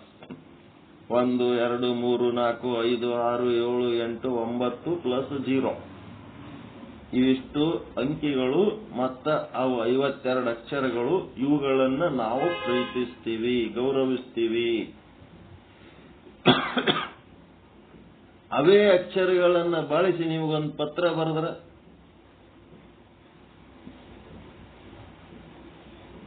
ನಿಮ್ ಲಕ್ಷ್ಯ ಅಕ್ಷರ ಕಡೆ ಇರ್ಬೇಕಾ, ಏನ್ ಶಬ್ದ ವಾಕ್ಯಗಳ ಕಡೆ ಇರ್ಬೇಕಾ, ಅದು ಬರೆದವನು ಭಾವನೆ ಕಡೆ ಇರ್ಬೇಕಾ? ನಿಮಗೆ ಶಾಂತಿ ಸಿಗ್ಬೇಕಂದ್ರೆ ಅಕ್ಷರ ಕಡೆ ಇರ್ಬೇಕಷ್ಟೇ ಲಕ್ಷ್ಯ. ನೀವೇನ್ ಮಾಡ್ತೀರಿ? ಅದ್ರ ಶಬ್ದದ ಕಡೆ ಓದ್ತೀರಿ, ಅದರ ಅರ್ಥದ ಕಡೆ ಓದ್ತೀರಿ, ಅದನ್ನ ಬರೆದವನ ಕಡೆ ಓದ್ತೀರಿ. ನೀವು ನಿಮ್ಮ ಲಕ್ಷ್ಯ ಅಕ್ಷರ ಬಿಟ್ಟು ಅಳ್ಳಾಡಬಾರ್ದು ಆ ಕಡೆ ಈ ಕಡೆ. ಬೇಕಾದ ಅಕ್ಷರಗಳು ಬರಲಿ, ಬೇಕಾದಂತ ಶಾಸ್ತ್ರ ಇರಲಿ, ಎಲ್ಲಾ ಶಾಸ್ತ್ರಗಳಲ್ಲಿ ಇವೇ 52 ಅಕ್ಷರ ಬಿಟ್ಟು ಮತ್ತ 53ನೇ ಅಕ್ಷರ ಏನಾರ ಆದೇನಲ್ಲಿ. ಯಾವಾಗ ನೀವು ಅಕ್ಷರವನ್ನು ಸರಿಯಾಗಿ ಪ್ರೀತಿ ಮಾಡೋದು ಕಲಿತೀರಿ, ಆವಾಗ ನಿಮಗೆ ಯಾವ ಶಬ್ದ, ಯಾವ ವಾಕ್ಯ, ಯಾವ ದೊಡ್ಡ ಅಲ್ಲವೇ ಅಲ್ಲ. ಅವೇ 52 ಅಕ್ಷರಲಿಂತ ಹಿಂದ ಮುಂದೆ ಮಾಡಿ ಬರೆದು ಹೋದವ ಅಷ್ಟೇ ಅವು. ಅದೇನು ವಿಚಾರ ಸಾಗರ ಏನದ? ಅದೇ 52 ಅಕ್ಷರಲಿಂತ ಬರೆದದ್ದೇ ಅದು. ಅದೇನು ದೊಡ್ಡ ಘನಕರವಾದದ್ದು? ಅದಕ್ಕೆ ಯಾರು ಅಕ್ಷರವನ್ನ ಪ್ರೀತಿ ಮಾಡ್ತಾರೋ ಅವರಿಗೆ ಶಾಸ್ತ್ರ ಪ್ರೇಮ ಬೇಕೇ ಆಗಿಲ್ಲ. ಮೂಲ ವಸ್ತುವನ್ನ ಆತ್ಮ ಇದ್ದಂಗದು. ಎಲ್ಲ ಶಾಸ್ತ್ರದ ಆತ್ಮನೇ ಅಕ್ಷರ. ಆತ್ಮವನ್ನು ಯಾರು ಪ್ರೀತಿಸ್ತಾರೋ ಅವರಿಗೆ ಯಾವುದರ ಮೇಲೂ ದ್ವೇಷ ಬರಂಗಿಲ್ಲ. ಅಕ್ಷರವನ್ನು ಯಾರು ಪ್ರೀತಿಸ್ತಾರೋ ಅವ್ರಿಗೆ ಯಾವ ಶಾಸ್ತ್ರದ ಮೇಲೂ ವಿರೋಧ ಇಲ್ಲ. ದ್ವೈತಿದ್ರೇನು, ಅದ್ವೈತಿದ್ರೇನು, ವಿಶಿಷ್ಟ ಅದ್ವೈತಿದ್ರೇನು, ಯಾರು ಯಾವ ಶಬ್ದಗಳು ಬಳಸಿದ್ರು ಆ ಶಬ್ದಗಳಲ್ಲಿ ಅವೇ ಅಕ್ಷರದ ಕಡೆ ಲಕ್ಷ್ಯ ಕೊಡ್ಬೇಕು ನಾವು. ಎಷ್ಟು ಚಂದ ಉಪಯೋಗ ಮಾಡ್ಕೊಳಕತ್ತಾರಲ್ಲಪ್ಪ ಅಂತ.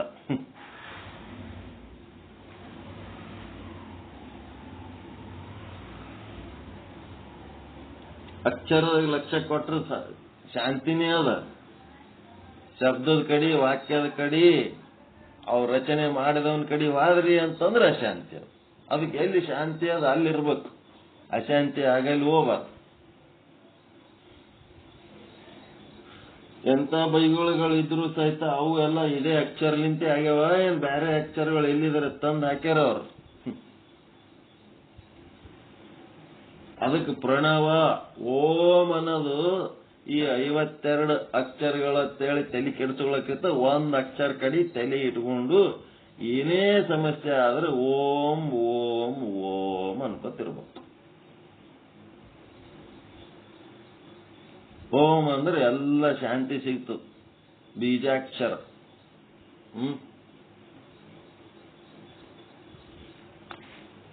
ಅದನ್ನೇ ಹೇಳ್ತಾರ ಅವ್ರು ನಾಳೆ ಪ್ರಣವದ ಮಹತ್ವ. ಈಗಿಷ್ಟೆಲ್ಲ ನಿಮ್ಮ ಅಂತಃಕರಣ ಅದ ಎದಕ್ ಮಾಡ್ಲಕತ್ತಾರ? ವಿಚಾರ ಸಾಗರದೊಳಗ 5ನೇ ತರಂಗದೊಳಗ ಎದಕ್ ಮಾಡ್ಲಕತ್ತಾರ?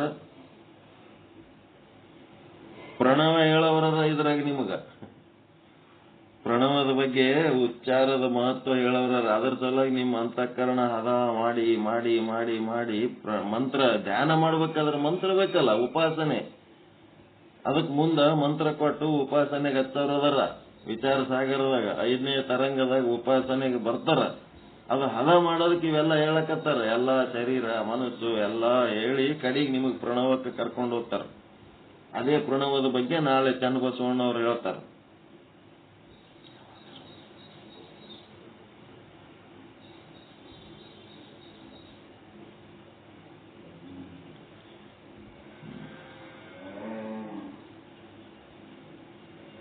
ವಚನ ಚಿಂತನ ಅನುಕೂಲ ಆಗ್ಲಕತ್ತದ, ಏನ್ರ ಉಪಯೋಗ ಆದ? ಅಂದ್ರೆ ವಚನದೊಳಗ ಬಹಳ ಚಂದ ಹಿಡಿದಿಟ್ಟಾರೆ. ಇವಾಗ ಅಕ್ಷರ ಮತ್ತು ಅಕ್ಷರ ಅಂತಕ್ಕಂಥದ್ದನ್ನು ಭಗವದ್ಗೀತೆಯಲ್ಲಿ ಬರ್ತಕ್ಕಂಥದ್ದು ಅಕ್ಷರ ಬಗ್ಗೆನು. ಅಕ್ಷರ ಅಂದ್ರೆ ಆತ್ಮ, ಮತ್ತೆ ಏನಿಲ್ಲ. ಎಲ್ಲ ಎಲ್ಲ ಶಾಸ್ತ್ರಗಳು ಸುಟ್ಟು ನಾಶ ಆದ್ರೂ ಅಕ್ಷರಗಳ ನಾಶ ಆಗಂಗಿಲ್ಲ. ಅಕ್ಷರಗಳು ಇದ್ದೇ ಇರ್ತಾವ.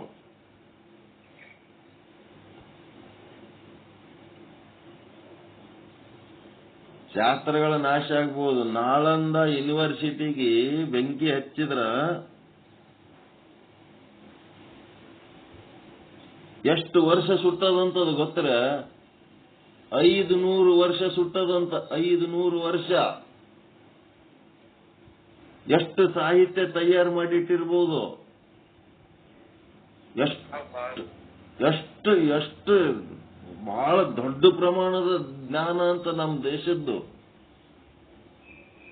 ಪ್ರಭುದೇವರ ವಚನದಾಗ ಅವ್ರೇನು ಸುಳ್ಳು ಹೇಳ್ತಾರ? 280 ಕೋಟಿ ವಚನಗಳ ರಚಿಸಿ ಮನ ಘನವನರಿಯಲಿಲ್ಲ, ಘನ ಮನವನರಿಯಲಿಲ್ಲ.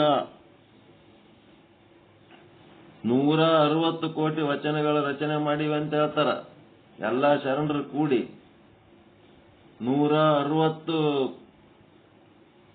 ಕೋಟಿ ವಚನಗಳಂತಂದ್ರೆ ಸಣ್ಣ ಮಾತಾಯ್ತೇನು? ಅಷ್ಟೊಂದು ವಚನ ರಚನೆ ಮಾಡಿ ಏನಾಯ್ತು? ಎಲ್ಲಾ ಕಲ್ಯಾಣ ಕ್ರಾಂತಿ ಟೈಮ್ನಾಗ ಸತ್ಯನಾಶ ಆಗಿ ಸುಟ್ಟು ಸುಡುಗಾಡಾಗಿ 22,000 ವಚನ ಉಳಿದವ ಈಗಷ್ಟೇ. 22,000.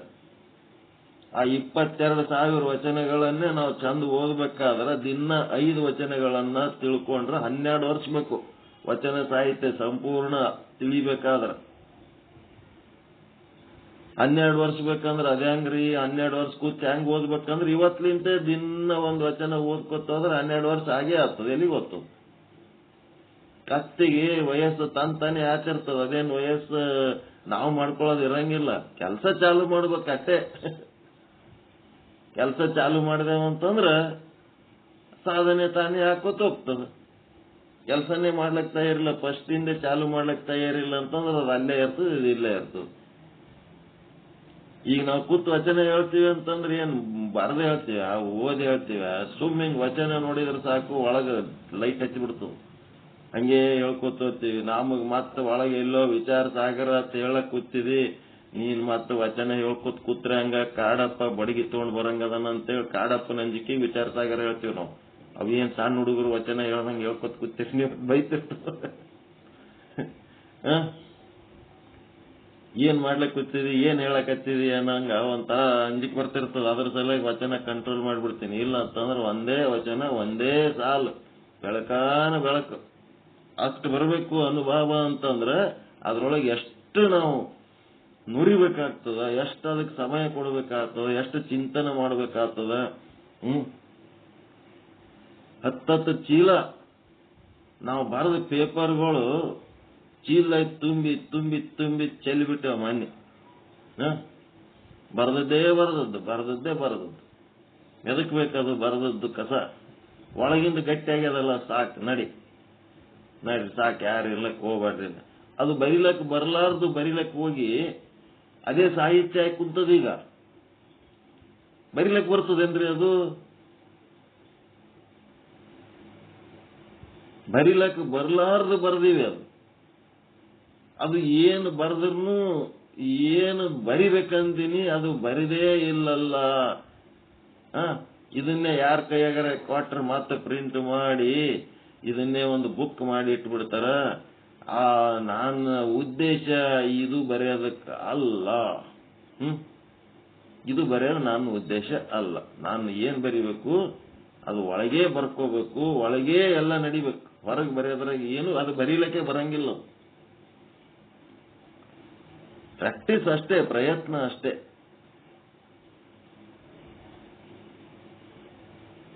ದಿನ 100 ಪೇಜ್ ಬರಿತೀನಿ ನಾನು. ನಂಬ್ತಿರೋ ಬಿಡ್ತಿರೋ ಮಿನಿಮಮ್ 100 ಪೇಜ್ ಓದ್ತೀನಿ.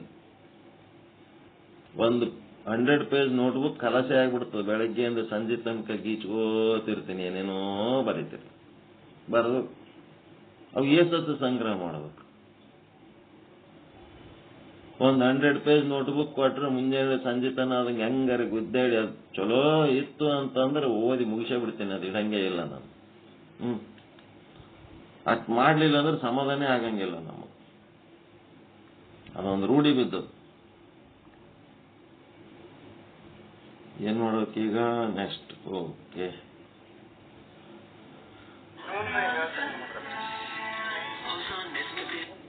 ಏನ್ ಹೇಳಕತ್ತೀರಿ? ಪಂಚದಶಿಯ ಚಿತ್ರದೀಪದ ಒಂದಷ್ಟು ಇವನ್ ಹೇಳ್ತಾರ ಶ್ಲೋಕಪರ. ಈಗ ಇವತ್ತು ಇದು ಮುಗಿಬೇಕು, ಆನಂದಮಯ ಕೋಶ ನಾನಲ್ಲ. ಹೊಸು ಮುಗಿದ್ಮೇಲೆ ಪಂಚದಶಿಗೆ, ವಿಚಾರ ಸಾಗರದ ಕೊನೆಯ ಭಾಗದಲ್ಲಿ ಪಂಚದಶಿಗೆ ಹೋಗಂ. ಈಗ ವಿಚಾರ ಸಾಗರದ ಕೊನೆ ಅಂತಂದ್ರೆ ಈಗ ಪಂಚಕೋಶಗಳು ಏನ್ ಪಾಠ ಹೇಳಕತ್ತಾರಲ್ಲ, ಈ ಪಾಠದ ಕೊನೆಯ ಭಾಗದಲ್ಲಿ ಹೋಗಂ. ಅದಕ್ಕೆ ಪಂಚದಶಿ ಇಲ್ಲೇ ಅದ, ಡಬ್ಬ್ಯಾಗದ, ತೆಗಿಬೇಕದು. ಈಗಲ್ಲ, ಇನ್ನ ಒಂದು ಹೋಗ್ಬೇಕದು. ಅದೆಂತದು? ಆನಂದಮಯ ಕೋಶ. ಇನ್ನ ಬುದ್ಧಿ ವಿಜ್ಞಾನಮಯ ಕೋಶ ಆತ್ಮ ಅಂದಾರ. ಈಗ ಆನಂದಮಯ ಕೋಶನೇ ಆತ್ಮ ಅಂತಂದ್ರೆ ಹೆಂಗ್ ಹೇಳ್ತಾರೆ ನೋಡೋದು. ಅದೆಲ್ಲ ಮಾಡಿದ್ಮೇಲೆ ಪಂಚದಶಿಗೆ ಹೋಗೋದು.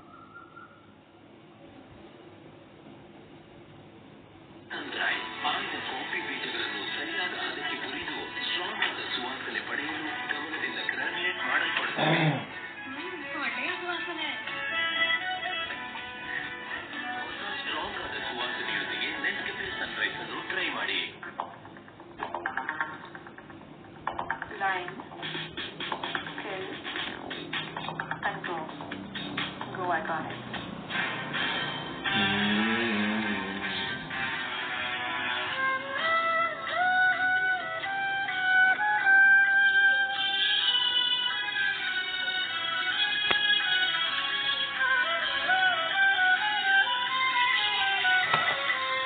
ಇರಬೇಕು ಇರುವಂತೆ ತೊರೆದು ಸಾವಿರ ಚಿಂತೆ ಬಳೆ ಸುರಿಸಿ ಹಗುರಾದ ಮುಗಿಲಿನಂತೆ. ಇರಬೇಕು ಇರುವಂತೆ ತೊರೆದು ಸಾವಿರ ಚಿಂತೆ ಮಳೆ ಸುರಿಸಿ ಹಗುರಾದ ಮುಗಿಲಿನಂತೆ. ಮಳೆ ಸುರಿಸಿ ಹಗುರಾದ ಮುಗಿಲಿನಂತೆ. ಮಳೆ ಸುರಿಸಿ ಹಗುರಾದ ಮುಗಿಲಿನಂತೆ.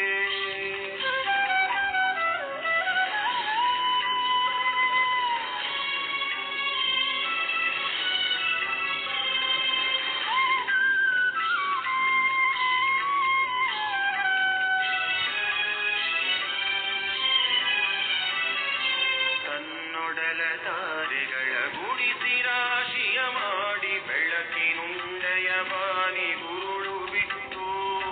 ತನ್ನೊಡಲ ತಾರೆಗಳ ಗುಡಿಸಿ ರಾಶಿಯ ಮಾಡಿ ಬೆಳಕಿನುಂಡೆಯ ಬಾನಿ ಗುರುಳು ಬಿಟ್ಟು.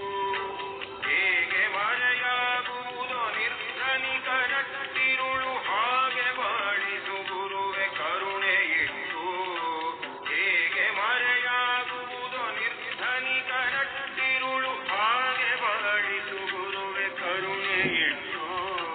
ಹಾಗೆ ಬಾಳಿಸು ಗುರುವೆ ಕರುಣೆ ಇಟ್ಟು.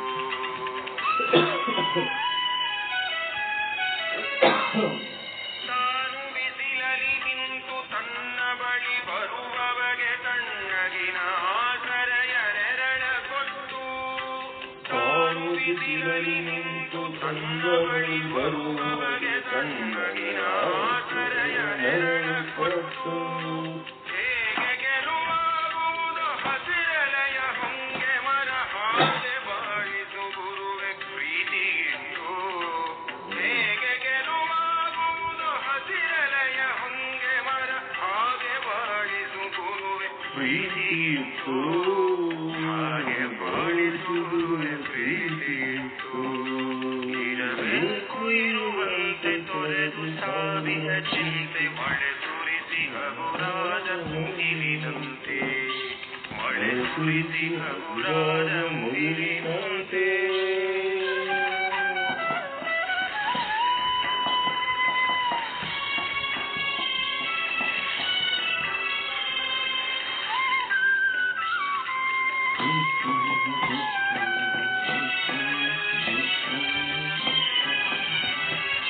ತಾನು ಕೆಸರಲಿ ಕುಸಿಯುತ್ತಿದ್ದರೂ ತಾವರೆಯು ಮರಿದುಂಬಿಗಳ ಪೊರೆವ ತೊಟ್ಟಿಲಾಗಿ. ತಾನು ಕೆಸರಲಿ ಕುಸಿಯುತ್ತಿದ್ದರೂ ತಾವರೆಯು ಮರಿದುಂಬಿಗಳ ಪೊರೆವ ತೊಟ್ಟಿಲಾಗಿ. ಹೇಗೆ ತಾಯ್ತನವನ್ನು ಪ್ರೀತಿಯಲಿ ಮೆರೆಯುವುದು, ಹಾಗೆ ಬಾಳಿಸು ಗುರುವೆ ಕರುಣೆ ಇಟ್ಟು. ಹೇಗೆ ತಾಯ್ತನವನ್ನು ಪ್ರೀತಿಯಲಿ ಮೆರೆಯುವುದು,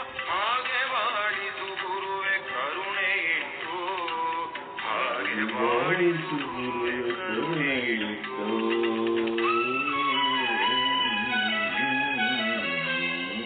ದಾರಿಯುದ್ದಕ್ಕೂ ಪೈರು ನಗುವಂತೆ ನೀರುಣಿಸಿ ಹಾಲು ತೆರೆಯಲಿ ಅಮೃತ ತುಂಬಿ ನದಿಯು.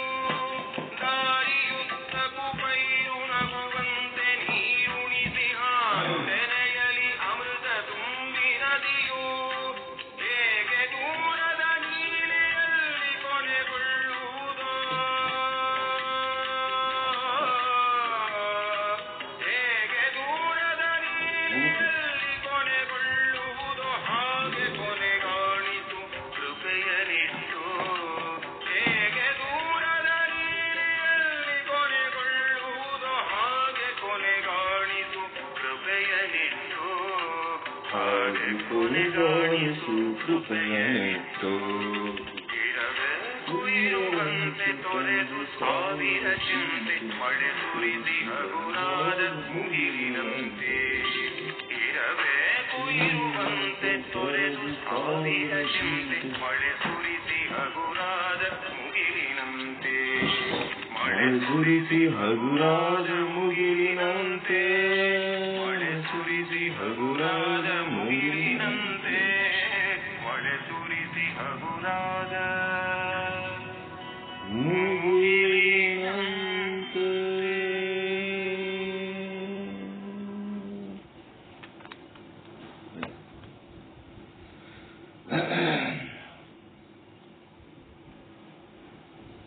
ಓಂ ಸದ್ಗುರು ಶ್ರೀ ಪಂಡಿತ ಪೀತಾಂಬರಜಿಯೇ ನಮಃ. ಓಂ ಸದ್ಗುರು ಶ್ರೀ ಸಾಧು ನಿಶ್ಚಲದಾಸಜಿಯೇ ನಮಃ.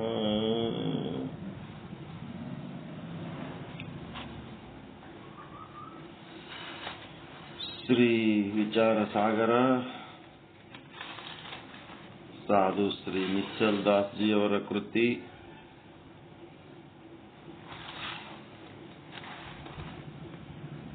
ಮಧ್ಯಮ ಅಧಿಕಾರಿ ಅದೃಷ್ಟಿ ಮಹಾರಾಜರಿಗೆ ಉಪದೇಶ. 266ನೇ ವಿಷಯಾಂಕ.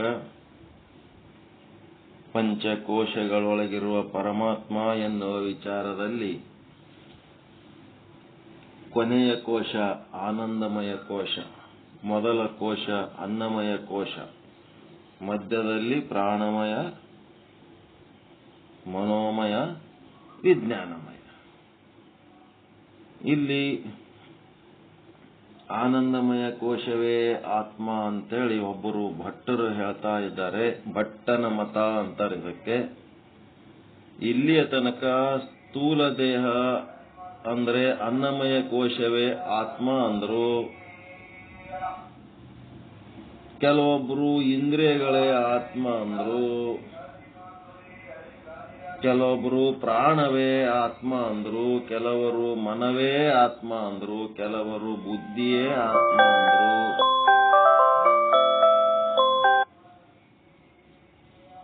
ಇವೆಲ್ಲ ಆತ್ಮ ಅಲ್ಲ. ಅವು ಸದ್ರೂಪ ಅಲ್ಲ, ಚಿದ್ರೂಪ ಅಲ್ಲ, ಆನಂದ ರೂಪ ಅಲ್ಲ, ನಿತ್ಯ ರೂಪ ಅಲ್ಲ, ಪರಿಪೂರ್ಣ ರೂಪ ಅಲ್ಲ. ಆತ್ಮ ಸಚ್ಚಿದಾನಂದ ಸ್ವರೂಪ ಆದ, ಏಕಂ ಏವಂ ಅದ್ವಿತೀಯಂ ಬ್ರಹ್ಮ ಆದ. ಆ ಯಾವ ಲಕ್ಷಣಗಳು ಅದರೊಳಗಿಲ್ಲ.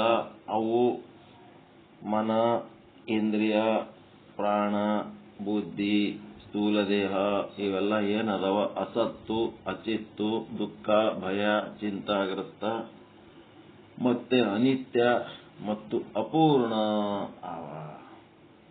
ಹೀಗಿದ್ದಕ್ಕೆ ಅವು ಯಾವ ಆತ್ಮ ಅಲ್ಲ ಅಂತ ನಾನು ಇದ್ರ ಜೊತೆಗೆ ಹೇಳಕತ್ತೀನಿ. ಇನ್ನ ಮುಂದೆ ಅವು ಅಲ್ಲ ಅಂತ ಖಂಡಿತವ್ರು ಅದರ.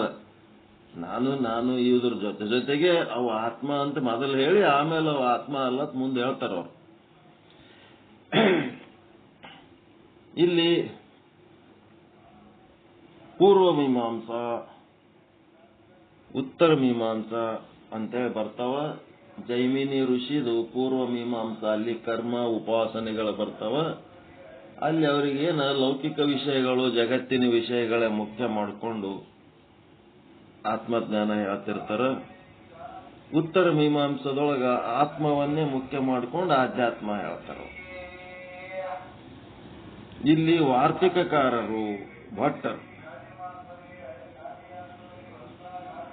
ಏನ್ ಹೇಳ್ತಾರ? ವಿದ್ಯುಲ್ಲತೆಯಂತೆ ಕೋಲ್ಮಿಂಚಿನಂತೆ ಆತ್ಮನು ಕ್ಷಣಿಕ ರೂಪನಲ್ಲ. ಬುದ್ಧಿ ಏನದ, ಒಂದು ಕ್ಷಣ ಉತ್ಪತ್ತಿ ಆಗ್ತದ, ಒಂದು ಕ್ಷಣ ನಾಶ ಆಗ್ತದ. ಹಂಗ ಆತ್ಮ ನಾಶ ಆಗದಲ್ಲ, ಉತ್ಪತ್ತಿ ಆಗದಲ್ಲ. ಅದೇನದ ಸ್ಥಿರ ರೂಪ ಆದ. ಅವನ್ಕಿಂತ ಇವನೊಂದ್ ಸ್ವಲ್ಪ ಚಲೋ ಹೇಳನ್. ಸ್ಥಿರ ಆದ. ದೀಪ ಸ್ಥಿರ ರೂಪ, ಕಡ್ಡಿ ಕೊರದದ್ದು ಕಿಡಿ ವಿದ್ಯುಲ್ಲತೆ ಅಷ್ಟೇ. ಅದೇನದ ಸುಮ್ಮನೆ ಕೋಲ್ ಮಿಂಚಿದ್ದಂಗಿರ್ತದೆ. ಅದಕ್ಕೆ ಬುದ್ಧಿ ಕಡ್ಡಿ ಕೊರದಿದ್ದಂಗಿದ್ರ ಮುಂದೇನದ ಆನಂದಮಯ ಕೋಶ ಏನದ ಅಂತಂದ್ರ ಸ್ಥಿರ ರೂಪ ಅದ. ಹಿಂಗಾಗಿ ಇದು ಏನಪ್ಪ ಅಂತಂದ್ರೆ ಸ್ಥಿರ ರೂಪನ ಅದ ಆತ್ಮ. ಇದು ಜಡನೂ ಅದ, ಚೇತನನು ಎರಡೂ ಅದ ಅಂತ ಹೇಳ್ತಾನ. ಸ್ವಲ್ಪ ಸಮೀಪಕ್ಕೆ ಬಂದ ನೀವು, ಸತ್ಯಕ್ಕೆ ಸಮೀಪದನ್ನ, ಅದರಿಂದ ಪೂರ್ತಿ ಓಪನ್ ಆಗಿಲ್ಲ. ಅವರ ಅಭಿಪ್ರಾಯ ಈ ರೀತಿ ಇರುತ್ತದೆ. ಏನಿರ್ತದ? ಆನಂದಮಯ ಕೋಶ ಅಂತಂದ್ರ ನಿದ್ದೆ ಒಳಗಿದ್ದದ್ದು. ಸುಷುಪ್ತಿಯಿಂದ ಎಚ್ಚೆತ್ತ ನಂತರ ಪುರುಷನು ಹೇಳುತ್ತಾನೆ, ನಾನು ಜಡವಾಗಿ ಮಲಗಿ ನಿದ್ದೆ ಹೋಗಿದ್ದೆ, ಎಲ್ಲಿ ಮಕ್ಕೊಂಡಿನೇನದು ನನಗೆ ಅರಿವೇ ಇಲ್ಲ. ಬಾವಿ ಕಟ್ಟಿ ಮೇಲೆ ಮಲ್ಕೊಂಡಿನಿ, ಉಳ್ಳಿದ್ರ ಒಳಗೆ ಬಿದ್ದು ಬಿಡ್ತಿದ್ದೆ. ಬಾವಿ ಕಟ್ಟಿ ಮೇಲೆ ಕುಂತೀನಿ, ನಿದ್ದೆ ಬಂದಿತ್ತು, ಅಲ್ಲೇ ಉಳ್ಳಿ ಬಿಟ್ಟಿನಿ. ಬಾವಿ ಕಟ್ಟಿ ಮೇಲೆ ನಿದ್ದೆ ಹತ್ತಿ ನಿದ್ದೆ ಮಾಡಿ ಎದ್ದೀನಿ, ಎಲ್ಲಿ ಮಕ್ಕೊಂಡಿನ ಗೊತ್ತಿಲ್ಲ ನನಗೆ. ನಾನು ಜಡವಾಗಿ ಮಲಗಿ ಇದ್ದೆ. ಆತ್ಮನು ಎಲ್ಲಿದ್ದ ಅನ್ನೋದೇ ಗೊತ್ತಿಲ್ಲ ಅಂತಂದ್ಮೇಲೆ ಅದು ಯಾರು ಹೇಳೋರು? ಯಾರು? ನಾ ಹೆಂಗಿದ್ದೆ, ಎಲ್ಲಿದ್ದೆ, ಎಲ್ಲಿ ಮಕ್ಕೊಂಡಿನ ಅಂತ ಗೊತ್ತಿಲ್ಲ. ಮೈ ಮೇಲೆ ಬಟ್ಟಿ ಇದ್ದಿದ್ದಿಲ್ಲ, ಹಂಗೆ ಮಕ್ಕೊಂಡಿದ್ದೆ. ಯಾರೋ ಬಂದು ಬಟ್ಟಿ ಹೊಚ್ಚಿದ್ರು. ನಿದ್ದೆಗೆ ಏನ್ ಬೇಕಾದ್ರೆ ಆಗ್ತದಿಲ್ಲ. ಬಟ್ಟೆ ಎಕಡೆ ಬೇಕಡೆ ಹತ್ತೀವಿ, ಹಾಸಿಗೆ ಹಾಸ್ಕೊಂಡು ಮಕ್ಕೊಂಡಿರ್ತೀವಿ, ಮಂಚದ ಮೇಲೆ ತೆಳಗ್ ಬೀಳ್ತೀವಿ. ಇಲ್ಲ ಅಂತಂದ್ರ ಹಾಸಿಗೆ ನೆಲದ ಮೇಲೆ ಇದ್ರ ಹಾಸಿಗೆ ಒತ್ತಟಿ ತಾನು ಒತ್ತಟಿ ಆಗಿರ್ತದೆ, ಏನೇನರೇ ಆಗಿರ್ತು. ಅದಕ್ಕೇನಾಯ್ತು, ಎಲ್ಲಿ ಅದಿನಂತೆ ಗೊತ್ತಿಲ್ಲ, ಹೆಂಗ್ ಮಕ್ಕೊಂಡಿನಂತೆ ಗೊತ್ತಿಲ್ಲ.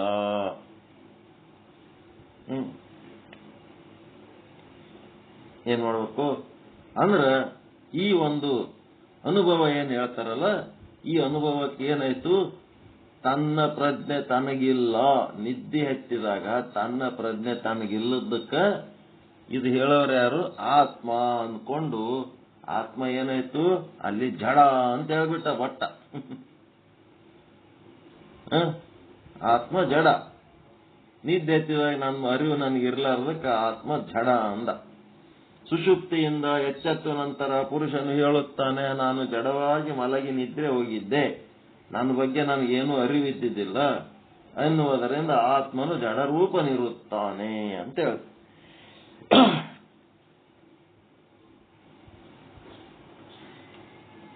ಮುಂದೇನಾತನ? ಎತ್ತರ ಆದ್ಮೇಲೆ ಸ್ಮೃತಿ ಉಂಟಾಗುತ್ತದೆ. ನಿದ್ದೆ ಎತ್ತಿದಾಗ ನಿದ್ದೆ ಹೆಂಗಾಯ್ತು ಅನ್ನೋದು ಹೇಳ್ತಾನೆ. ಆದರೆ ಅಜ್ಞಾನದ ವಿಷಯ ಸ್ಮೃತಿ ಉಂಟಾಗುವುದಿಲ್ಲ. ಸ್ಮೃತಿ ಆಗಬೇಕಾದರೆ ಮೊದಲು ಆ ವಸ್ತುವಿನ ಜ್ಞಾನವಾಗಬೇಕು. ಜ್ಞಾನದಿಂದ ಸಂಸ್ಕಾರ, ಸಂಸ್ಕಾರದಿಂದ ಸ್ಮೃತಿ. ಇಲ್ಲೇನ್ ಹೇಳ್ತಾರ? ಉದ್ಭೂತ ಸಂಸ್ಕಾರ ಮಾತ್ರ ಜನ್ಯ ಜ್ಞಾನಂ ಸ್ಮೃತಿ. ಸ್ಮೃತಿಯು ಯಾವಾಗಲೂ ಅನುಭವಿ ಇದ್ದದ್ದರ ಬಗ್ಗೆ, ಅನುಭವ ಇದ್ದದ್ದರ ಬಗ್ಗೆ ಸ್ಮೃತಿ ಆಗುತ್ತದೆ ವಿನಃ ಅನುಭವ ಇಲ್ಲದರ ಬಗ್ಗೆ ಸ್ಮೃತಿ ಆಗುವುದಿಲ್ಲ. ನೆನಪು ಅನುಭವ ಇದ್ದದ್ರ ಬಗ್ಗೆ ನೆನಪು ಇರ್ತದ. ಅನುಭವ ಇಲ್ಲ ಅಂದ್ರೆ ನೆನಪಿನಾಗ ಅದು ಬರಂಗಿಲ್ಲ. ಆತ್ಮ ಸ್ವರೂಪಕ್ಕಿಂತ ಭಿನ್ನವಾದ ವಿಷಯಗಳ ಬಗ್ಗೆ ಜ್ಞಾನವಾಗಲು ಸುಷುಪ್ತಿಯಲ್ಲಿ ಬೇರೆ ವ್ಯವಸ್ಥೆ ಇರುವುದಿಲ್ಲ, ಗಾಢ ನಿದ್ರೆಯಲ್ಲಿ ಬೇರೆ ಸಾಧನೆಗಳು ಇರುವುದಿಲ್ಲ. ಆದ್ದರಿಂದ ಸ್ಮೃತಿಗೆ ಕಾರಣವಾದ ಜ್ಞಾನವು ಸುಷುಪ್ತಿಯಲ್ಲಿ ಇರುತ್ತದೆ. ಆ ಜ್ಞಾನವು ಆತ್ಮನ ಸ್ವರೂಪವೇ ಇರುತ್ತದೆ. ಆ ಅನುಭವ ಆತ್ಮನ ಸ್ವರೂಪವೇ ಇರುತ್ತದೆ. ಈ ರೀತಿಯಿಂದ ಮಿಂಚು ಹುಳು ಅಂದ್ರೆ ಹೊನ್ನೆ ಹುಳುವಿನಂತೆ ಆತ್ಮನು ಪ್ರಕಾಶ ಮತ್ತು ಅಪ್ರಕಾಶ ರೂಪನಿರುತ್ತಾನೆ. ಅದು ಒಂದು ಕ್ಷಣ ಮಿಂಚುತ್ತದ, ಮತ್ತೊಂದು ಕ್ಷಣ ಮಿಂಚಲಾರ್ದಂಗಿರ್ತದ. ಅವು ಮಿಣುಕು ಹುಳ ಅಂತಾರಲ್ರಿ, ಮಳೆ ಬರ್ತಾವಲ್ಲ ಮಿಂಚ ಹುಳಗಳು, ಅವು ಒಂದ್ಸಾರಿ ಬೆಳಕ್ ಬಿಡ್ತಾವ, ಒಂದ್ಸಾರಿ ಬೆಳಕ್ ಇರ್ಲಾರ್ದಂಗಿರ್ತಾವ. ಹಂಗ ಪ್ರಕಾಶ ಅಪ್ರಕಾಶ ಅವು ಹೆಂಗಿರ್ತಾವ, ಹಂಗ ಆತ್ಮ ಹೆಂಗದನ, ಪ್ರಕಾಶನೂ ಅದನ, ಅಪ್ರಕಾಶನೂ ಅದನ, ಮತ್ತ ಜಡನೂ ಅದನ, ಚೇತನನೂ ಅದನ. ಅದಕ್ಕೆ ಜ್ಞಾನ ರೂಪ ನಿರುವುದರಿಂದ ಪ್ರಕಾಶ ರೂಪ, ಜಡ ರೂಪ ನಿರುವುದರಿಂದ ಅಪ್ರಕಾಶ ರೂಪ. ಆತ್ಮ ಹೆಂಗದನ, ಜಡ ರೂಪ ಇರೋದರಿಂದ ಅಪ್ರಕಾಶ ರೂಪ, ಮತ್ತ ಜ್ಞಾನ ರೂಪ ಇರುವುದರಿಂದ ಅವ ಆತ್ಮ ಪ್ರಕಾಶ ರೂಪ. ನಿದ್ದೆತ್ತಿದಾಗ ಬೇರೆ ಯಾವ ವಿಚಾರಗಳು ಬರಂಗಿಲ್ಲ, ಅಲ್ಲಿ ಯಾವ ಸಾಧನೆಗಳು ಇಲ್ಲ, ಏನೇನು ಇಲ್ಲ. ಅಂತದ್ರಾಗ ಒಂದೇ ಒಂದು ಆತ್ಮ ಏನದಲ್ಲ, ಆ ಆತ್ಮದ ಅನುಭವ ಒಂದು ಜಡ ರೂಪ, ಒಂದು ಚೇತನ ರೂಪ. ಜಡ ರೂಪ ಇದ್ದಾಗ ಅಪ್ರಕಾಶ ರೂಪ, ಚೇತನ ರೂಪ ಇದ್ದಾಗ ಅದೇನಾಗ್ತಾನ, ಪ್ರಕಾಶ ರೂಪ ಆಗ್ತಾನ. ಆ ಪ್ರಕಾಶ ರೂಪ ಮತ್ತು ಅಪ್ರಕಾಶ ರೂಪವೇ ಆನಂದಮಯ ಕೋಶವಿರುತ್ತದೆ.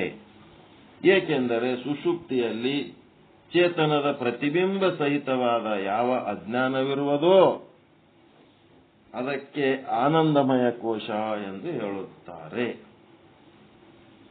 ಚೇತನದ ಪ್ರತಿಬಿಂಬ ಸಹಿತವಾದ ಯಾವ ಅಜ್ಞಾನ ಅಂದ್ರೇನ್ರಿ? ಅವಿದ್ಯೆ. ಅವಿದ್ಯೆ ಅಂದ್ರೇನು? ರಜೋಗುಣ. ಮೂಲ ಪ್ರಕೃತಿಯಲ್ಲಿ ಒಂದು ಸತ್ವಗುಣ, ಇನ್ನೊಂದು ರಜೋಗುಣ, ಇನ್ನೊಂದು ತಮೋಗುಣ. ಸತ್ವಗುಣದಲ್ಲಿ ಈಶ್ವರ ಮಾಯೆ, ರಜೋಗುಣದಲ್ಲಿ ಮಲಿನ ಸತ್ವಗುಣದಲ್ಲಿ ಅವಿದ್ಯೆ ಮತ್ತು ಜೀವ ಏನಿರ್ತದಲ್ಲ, ಆ ಅವಿದ್ಯೆ ಒಳಗ ಆ ಬ್ರಹ್ಮನ ಪ್ರತಿಬಿಂಬ ಏನು ಉಂಟಾಗ್ತದ ಅದಕ್ಕೆ ಜೀವ ಅಂತಾರ, ಅದಕ್ಕೆ ಆನಂದಮಯ ಕೋಶ ಅಂತಾರ. ಅಲ್ಲಿ ಪ್ರತಿಬಿಂಬ ಮಾತ್ರ ಪ್ರಕಾಶ ರೂಪವಿರುತ್ತದೆ ಮತ್ತು ಅಜ್ಞಾನವು ಅಪ್ರಕಾಶ ರೂಪವಿರುತ್ತದೆ.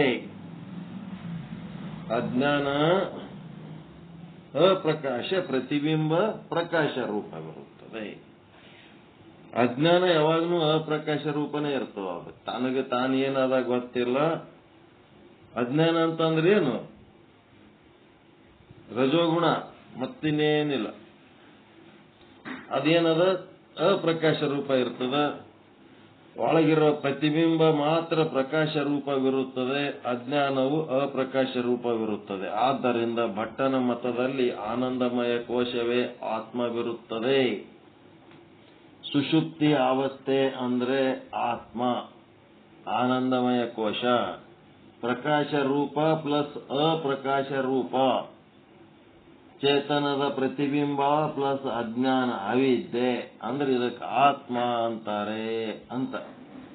ವಿಚಾರ ಚಂದ್ರೋದಯದ ಪ್ರಕಾರ ಆನಂದಮಯ ಕೋಶ ಏನದದು? ಪುಣ್ಯದ ಪ್ರಾರಬ್ಧದ ಫಲ ಕೊಡುವ ಸಮಯದಲ್ಲಿ ಜೀವನಿಗೆ ಆನಂದದ ಅನುಭವವಾಗುತ್ತದೆ. ವಿಚಾರ ಚಂದ್ರೋದಯದೊಳಗ ಏನ್ ಹೇಳಾರ? 3 ರೀತಿ ಜೀವರುಗಳು ಬರ್ತಾರ. 3 ರೀತಿ ಜೀವರುಗಳು. ಜಾಗೃತಾವಸ್ಥೆ ಒಳಗ ವಿಶ್ವ ಜೀವ ಅವನೇನ್ ಮಾಡ್ತಾನ? ಮುಂಜಾನೆ ನಿಮ್ಗೆ ಎಬ್ಬಿಸ್ತಾನ. ವಿಶ್ವ ಜೀವ ಎಬ್ಬಿಸಿ ಚಾಲು ಮಾಡ್ತಾನ. ಏನು ಈಗ ಎಚ್ಚರಿದ್ದಾಗ ನಿಮ್ಗೆ ಏನೇನು ಭೋಗ ಕೊಡ್ಬೇಕು ಹಗಲತ್ತ ಅವೆಲ್ಲ ಭೋಗ ಕೊಡ್ತಾನ. ನೀವೇನ್ ಮಾಡಿರಿ? ಅಲಾರಾಮ್ ಇಟ್ಕೊಂಡು 8:30 ಉಣಬೇಕು, 9ಕ್ಕೆ ಒಂದು ಅರ್ಧ ತಾಸು ವಾಕಿಂಗ್ ಮಾಡಬೇಕು, 9ವರೆಗೆ ಹಾಸಿಗೆಗೆ ಮಕ್ಕೋಬೇಕು ಅಂತ ನಿಮ್ಮದು ಪ್ಲಾನ್, ನಿಮ್ಮದದು ಪ್ಲಾನ್. ಆದ್ರೆ ಅವನ ಪ್ಲಾನ್ ಪ್ರಕಾರ ವಿಶ್ವ ಜೀವನ ಇವತ್ತು ಏನು ಭೋಗ ಕೊಡಬೇಕು ಆ ಭೋಗ ಕೊಡೋದಾಗ ತನಕ ನಿಮಗ ಅವ ಬಿಡಲ್ಲ. ಮಕ್ಕೊಂಡು ಹಾಸಿಗೆಗೆ ಮಕ್ಕೊಂಡ್ರು ಸಹಿತ ನಿಮಗ ಹಾಸಿಗೆಗಿಂದ ಎಬ್ಬಿಸ್ಕೊಂಡು ಕರ್ಕೊಂಡು ಹೋಗ್ತಾನವ. ಇಲ್ಲಂದ್ರೆ ಅಲ್ಲೇ ಮಕ್ಕೊಂಡಲ್ಲೇ ಹಾಸಿಗೆಗೆ ನಿಮಗೆ ಏನು ಭೋಗ ಕೊಡ್ಬೇಕು ಕೊಡ್ತಾನವ. ಒಟ್ಟು ಅವನು ವಿಶ್ವ ಜೀವನ ಭೋಗ ಕೊಡೋದೆಲ್ಲ ಕಂಪ್ಲೀಟ್ ಆದ್ಮೇಲೆ ನೆಕ್ಸ್ಟ್ ಸ್ವಪ್ನಾವಸ್ಥೆಗೆ ಏನು ಓದ್ತಿರಲ್ಲ, ಆ ಸ್ವಪ್ನಾವಸ್ಥೆ ಒಳಗ ಇನ್ನೊಬ್ಬ ಬರ್ತಾನ, ತೈಜಸ್ ಜೀವ ಅಂತ. ಅವ ಭೋಗ ಕೊಡ್ತಾನ. ಅವನು ಭೋಗ ಮುಗಿಯ ತನಕ ನಿಮಗೆ ನಿದ್ದಿನೇ ಹತ್ತಲಕ್ ಬಿಡಂಗಿಲ್ಲ. ಅವ ಕನಸು ಕೊಟ್ಟೆ ಕೊಡ್ತಾನವ. ಏನೇನು ಕನಸಿನ ಭೋಗ ಕೊಡಬೇಕು ಕೊಡ್ತಾನವ. ಅದು ಮುಗಿದ ಮೇಲೆ ಪ್ರಾಜ್ಞೆ ಜೀವ ಬರ್ತಾನ. ಅವೆರಡು ವಾಲ್ ಬಂದ್ ಮಾಡ್ತಾನವ. ವಿಶ್ವ ಜೀವನದು ಮತ್ತ ತೈಜಸ್ ಜೀವನ್ ಎರಡು ಬಾಗಿಲ ಬಂದ್ ಮಾಡಿಬಿಡ್ತಾನ. ಸಾಕು ನಿಮ್ ಭೋಗ ಕೊಡೋದು ಓರೆ ಕಡೆ ಅಂತೇಳಿ. ಇವ ಯಾರು? ಪ್ರಾಜ್ಞೆ ಜೀವ. ಅವೆಲ್ಲ ವಾಲ್ ಬಂದ್ ಮಾಡಿ ತಾನೊಬ್ಬನೇ ಆ ಆತ್ಮದ ಜೊತೆಗಿರ್ತಾನೋ ಪ್ರಾಜ್ಞೆ ಜೀವ. ವಾಲ್ ಬಂದ್ ಮಾಡಿ ವಾಲ್ ಚಾಲು ಇದ್ದಾಗ ಎಲ್ಲ ಕಡೆ ಹರಿತಿರ್ತದ. ಈಗ ಮುನ್ಸಿಪಾಲಿಟಿ ಒಂದು ವಾಲ್ ಚಾಲು ಮಾಡಿದ್ರೆ ಏಸ್ ಮನ್ಯಾಗ ಸಾವಿರಾರು ಮಂದಿ ಮನ್ಯಾಗ ನೀರ್ ಹರಿತದ ಇಲ್ಲ? ಅವ ವಾಲ್ ಬಂದ್ ಮಾಡಿಬಿಟ್ನಂತಂದ್ರೆ ಎಲ್ಲ ನಳ ಬಂದ್ ಆಗಿಬಿಡ್ತಾವ. ಹಂಗಿದೇನದ ಅಂದ್ರ ಸೂಕ್ಷ್ಮ ಶರೀರ ಸ್ಥೂಲ ಶರೀರದ ಆಕ್ಟಿವಿಟೀಸ್ ಏನ್ ಅದಾವಲ್ಲ ಅವೆಲ್ಲ ಬಂದ್ ಮಾಡವ ಯಾರು ಅಂತಂದ್ರ ನಳ ನೀರ್ ತಗೊಳ್ಳೋದು ಮುಗೀತು ಅಂತ ಹೇಳಿ ಅವನಿಗೊಂದು ಟೈಮ್ ಕೊಟ್ಟಿರ್ತಾರ. ಆ ಟೈಮಿಗೆ ಅವ ಬಂದ್ ಮಾಡಿಬಿಡ್ತಾನ. ಅವನು ಬಂದ್ ಮಾಡಿದ ಮೇಲೆ ಅವನು ಭೋಗ ಕೊಡ್ತಾನ. ನಿದ್ದೆ ಒಳಗ ಅವ ಏನು ಭೋಗ ಕೊಡ್ತಾನ, ಅವ ಎಷ್ಟೊತ್ತು ನಿದ್ದೆ ಮಾಡ್ಬೇಕು ಅವನ ಡಿಸಿಷನ್. ಅವನ ಡಿಸಿಷನ್ ಪ್ರಕಾರ ನೀವು ನಿದ್ದೆ ಮಾಡ್ತೀರಿ. ನಾ ಇಟ್ಟೊತ್ತು ಮಕ್ಕೊಂಡಿನಿ, ನಾ ಅಟೊತ್ತು ಮಕ್ಕೊಂಡಿನಿ, ಎಲ್ಲ ಸುಳ್ಳು ಮಾತು. ಪ್ರಾಜ್ಞೆ ಜೀವನ ಆಧಾರದಲ್ಲಿ ನೀವು ಮಲ್ಕೊಂಡಿರ್ತೀರಿ. ಅವನ ನಿದ್ದೆ ಭೋಗ ಮುಗೀತು ಅಂತಂದ್ರೆ ಮತ್ತೆ ವಿಶ್ವ ಜೀವ ಬರ್ತಾನ. ಮತ್ತೆ ಆ ಜಾಗೃತಾವಸ್ಥೆಯ ಭೋಗ ಕೊಡ್ತಿರ್ತಾನ. ಹೀಗೆ ಕೊಡಾಗ ನಿದ್ದೆ ಒಳಗ ಏನಂತ ಅರ್ಥ ಐತಿ ಈಗ ನಿಮಗ? ಸುಷುಪ್ತಿ ಅವಸ್ಥೆ ಒಳಗ ಆಗುವ ಆನಂದ ಎದುರ್ದದು ಪ್ರಾಜ್ಞೆ ಜೀವ ಕೊಡುವ ಭೋಗ. ವಿಚಾರ ಚಂದ್ರೋದಯದ ಪ್ರಕಾರ ಪ್ರಾಜ್ಞೆ ಜೀವ ಕೊಡುವ ಭೋಗ ಅಂದ್ರೆ ವಿಚಾರ ಸಾಗರದ ಬೇರೆ ಇರ್ತದೆ ಅನ್ನೋದು. ವಿಚಾರ ಸಾಗರ ಏನು ವಿಚಾರ ಚಂದ್ರೋದಯ. ಸುಸುಪ್ತ ಅವಸ್ಥೆಯಲ್ಲಿ ನಮಗೇನು ನಿದ್ದೆ ಚಲೋ ಆಯ್ತು ನೋಡಪ್ಪ ಅಂತೇಳಿ ಮುಂಜಾನೆ ಏನ್ ಹೇಳ್ತಿರಲ್ಲ, ಅದೇ ಕ್ಷಣ ಆ ಪ್ರಾಜ್ಞೆ ಜೀವನಿಗೆ ಒಂದು ಥ್ಯಾಂಕ್ಸ್ ಹೇಳ್ಬೇಕು. ಧನ್ಯವಾದಪ್ಪ, ನಿದ್ದೆ ಚಲೋ ಮಾಡಿಸಿದೀಯ. ಹೀಗಾಗಿ ಆ ಭೋಗಗಳು ಇಲ್ಲಿ ಅವನೇನ್ ಹೇಳ್ದ, ನಿದ್ದೆ ಎತ್ತಿದಾಗ ಅರಿವಿಲ್ಲ, ಹೀಗಾಗಿ ಆತ್ಮ ಜಡ ಇರ್ತದ. ಮತ್ತೆ ಎತ್ತರ ಆದ್ಮೇಲೆ ಮತ್ತೆ ಪ್ರಜ್ಞೆ ಬರ್ತದ. ಹೀಗಾಗಿ ಆತ್ಮನ ಚೇತನ ರೂಪ ತಗೋತದ. ಮತ್ತು ಜಡ ಇದ್ದಾಗ ತಾನೇನದ ಅಂತ ಗೊತ್ತಿರ್ಲಾರ್ದಂಗಿರ್ತದ. ಚೇತನ ಇದ್ದಾಗ ತಾನೇನಾದ ಅಂತೇಳಿ ಗೊತ್ತಾಗ್ತದಲ್ಲ.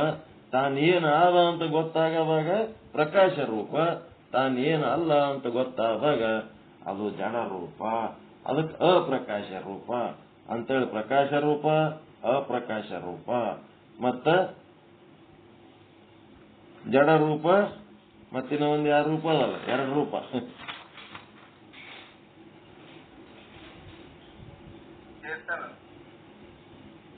ಜಡವಾಗಿಯೂ ಇರುತ್ತಾನೆ ಮತ್ತು ಚೇತನ ಸ್ವರೂಪ ಇರ್ತಾನೆ. ಪ್ರಕಾಶ ರೂಪ ಇರ್ತಾನೆ, ಅಪ್ರಕಾಶ ರೂಪ ಇರ್ತಾನೆ ಅಂತ ಭಟ್ಟ ಹೇಳಿದ್ದು. ಆ ಭಟ್ಟನ ಪ್ರಕಾರ ಹಂಗಲ್ಲ. ಅದೇನದ ಅಂತಂದ್ರ ಸುಷುಪ್ತಾವಸ್ಥೆ ಒಳಗ ಈ ಒಂದು ಯಾವ ಜೀವ ಪ್ರಾಜ್ಞೆ ಜೀವ ಕೊಡುವ ಭೋಗನೇ ಸುಷುಪ್ತಾವಸ್ಥೆ ಅಂತ ಈ ವಾದ, ಭಟ್ಟರ ವಾದಕ್ಕ ಈ ವಾದಕ್ಕ ಡಿಕ್ಕಿ ಹೊಡಿಸ್ತಾರೆ. ಈಗ ಹೊಡಿಸಿ ಏನ್ ಮಾಡ್ತಾರ, ನಿಮ್ಮ ಸ್ಕೇಲ್ ಪ್ರಕಾರ ಸುಷುಪ್ತಾವಸ್ಥೆ ಒಳಗೇನು ಆನಂದ ಅನುಭವಿಸ್ತೀರಿ, ಆ ಆನಂದ ನಿರ್ವಿಕಾರ ಅದ ಏನ್ರಿ, ಅದು ಸದ್ರೂಪ ಅದೇನದು. ಒಂದೊಂದಿನ ನಿದ್ದೆ ಚಲೋ ಆಗ್ತದ, ಒಂದೊಂದಿನ ನಿದ್ದೆ ಚಲೋ ಆಗಲ್ಲ. ಒಂದೊಂದಿನ ನಿದ್ದಿನೇ ಆಗಲ್ಲ, ಒಂದೊಂದಿನ ನಿದ್ದೆ ಭಯಂಕರ ಆಗ್ತದ. ವಿಕಾರಿ ಆದಿಲ್ಲ ಅದು. ಯಾಕೋ ನಿದ್ದಿನೇ ಚಲೋ ಆಗಿಲ್ರಿ ಅಂತ ಅಮ್ಮ ಅಂತೀರಿ, ನಿದ್ದೆ ಬಹಳ ಚಲೋ ಆಯ್ತ್ರಿ ಅಂತ ಅಮ್ಮ ಅಂತೀರಿ. ಎದಕ್ಕೆ ಹಿಂಗಾಯ್ತು ಗೊತ್ತಿಲ್ಲ. ಯಾಕೆ ಗೊತ್ತಿಲ್ಲ? ನಿಮ್ಮ ಕರ್ಮ, ನಿಮ್ಮ ಭೋಗ, ನಿಮ್ಮ ಜೀವ ಏನ್ ಮಾಡ್ಯಾನವ? ಪ್ರಾಜ್ಞ ಜೀವ. ನಿಮ್ಮ ಜೀವನೇ ಅದು. ನಿಮ್ಮ ಜೀವನೇ ನಿಮ್ಮ ಕೊಡ ಭೋಗ. ಅದು ಏನೋ ಮಾಡಿ ಒಳಗೆ ಕುಟ್ಟ ಹಚ್ಕೊಂಡು ಅದ್ರದೇ ಚಿಂತೆ ಮಾಡ್ಕೋತ ಅದು ನಿಮ್ಮ ಕರ್ಮದ ಭೋಗ. ಅದು ಹಿಂಗವ. ಹಿಂಗಾಗಿ ಅದು ಪ್ರಕಾಶ, ಅಪ್ರಕಾಶ, ಜಡ, ಚೇತನ, ಈ ತರ ಇದ್ದೇನು ಹೇಳ್ತಾನ, ಅದು ನಿರ್ವಿಕಾರಿ ಅಲ್ಲ. ಆದ್ದರಿಂದ ಆನಂದಮಯ ಕೋಶವೇ ಆತ್ಮವಲ್ಲ. ಮತ್ತ ನಿದ್ದೆತ್ತಿದಾಗ ಸುಖ ಆತದ, ಆದ್ರೆ ಎಂತ ಸುಖ?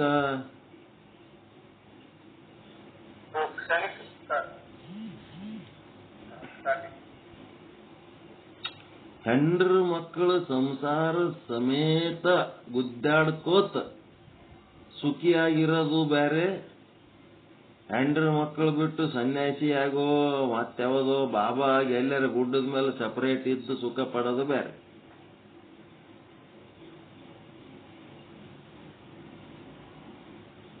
ಸಂಸಾರ ಸಮೇತ ಸುಖ, ಸಂಸಾರ ರಹಿತ ಸುಖ.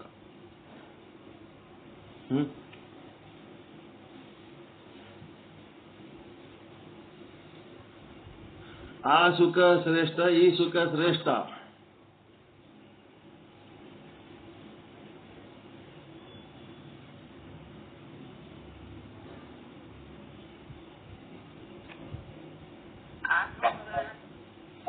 ಎಲ್ಲ ಬಿಟ್ಟು ಎಲ್ಲರ ಗುಡ್ಡದ ಮೇಲೆ ಹೋಗಿ ಕುಂತು ಎದಕ್ಕೂ ಸಂಬಂಧ ಇರ್ಲಾರ್ದಂಗ ಇದ್ರ ಆ ಸುಖ ಶ್ರೇಷ್ಠ, ಏನ್ ಈ ಸುಖ? ಅಜ್ಞಾನದ ಸುಖ ಅದು, ಜ್ಞಾನದ ಸುಖ ಅಲ್ಲ. ಶಬ್ದ, ಸ್ಪರ್ಶ, ರೂಪ, ರಸ, ಗಂಧಗಳ ಜೊತೆಗೆ ಇರಬೇಕು. ಏನ್ ಮಾಡ್ಬೇಕು? ಅದ್ರ ಮಧ್ಯನೇ ಸುಖಿಯಾಗಿರ್ಬೇಕು, ನಿರ್ಲಿಪ್ತವಾಗಿ ಸುಖಿಯಾಗಿರ್ಬೇಕು. ಅವು ಬಿಟ್ಟು ಎಲ್ಲೆಲ್ಲ ದೂರ ಹೋಗಿ ಸುಖ ಆಗೋದಲ್ಲ. ಈಗ ಪ್ರತಿನಿತ್ಯ ಉದಾಹರಣೆ ಕೊಡ್ತಾರ. ಏನಂತ ಉದಾಹರಣೆ ಕೊಡ್ತಾರ? ನಿದ್ದೆಗೆ ಸುಖ ಆದಿಲ್ಲಪ್ಪ, ಆದ ಸುಖ ಇದ್ದಿದ್ದಿಲ್ಲ ಅಂತಂದ್ರೆ ಯಾರು ಹಾಸಿಗೆ ಹಾಸ್ಕೊಂಡು ಮಕ್ಕೊತಿದ್ದಿಲ್ಲ. ಎಂತ ಸುಖ ಅದು? ನಿದ್ದೆಗ ಸುತ್ತಮುತ್ತ ಗಂಡ, ಹೆಂಡತಿ, ಮಕ್ಕಳು, ರೊಕ್ಕ, ರೂಪಾಯಿ, ಬಂಗಾರ ಏನೆಲ್ಲ ಇದ್ರೂ ಸಹಿತ ಅದ್ರದ್ದೇನಾರ ಅರಿವದೇನು ನಿದ್ದೆಗ?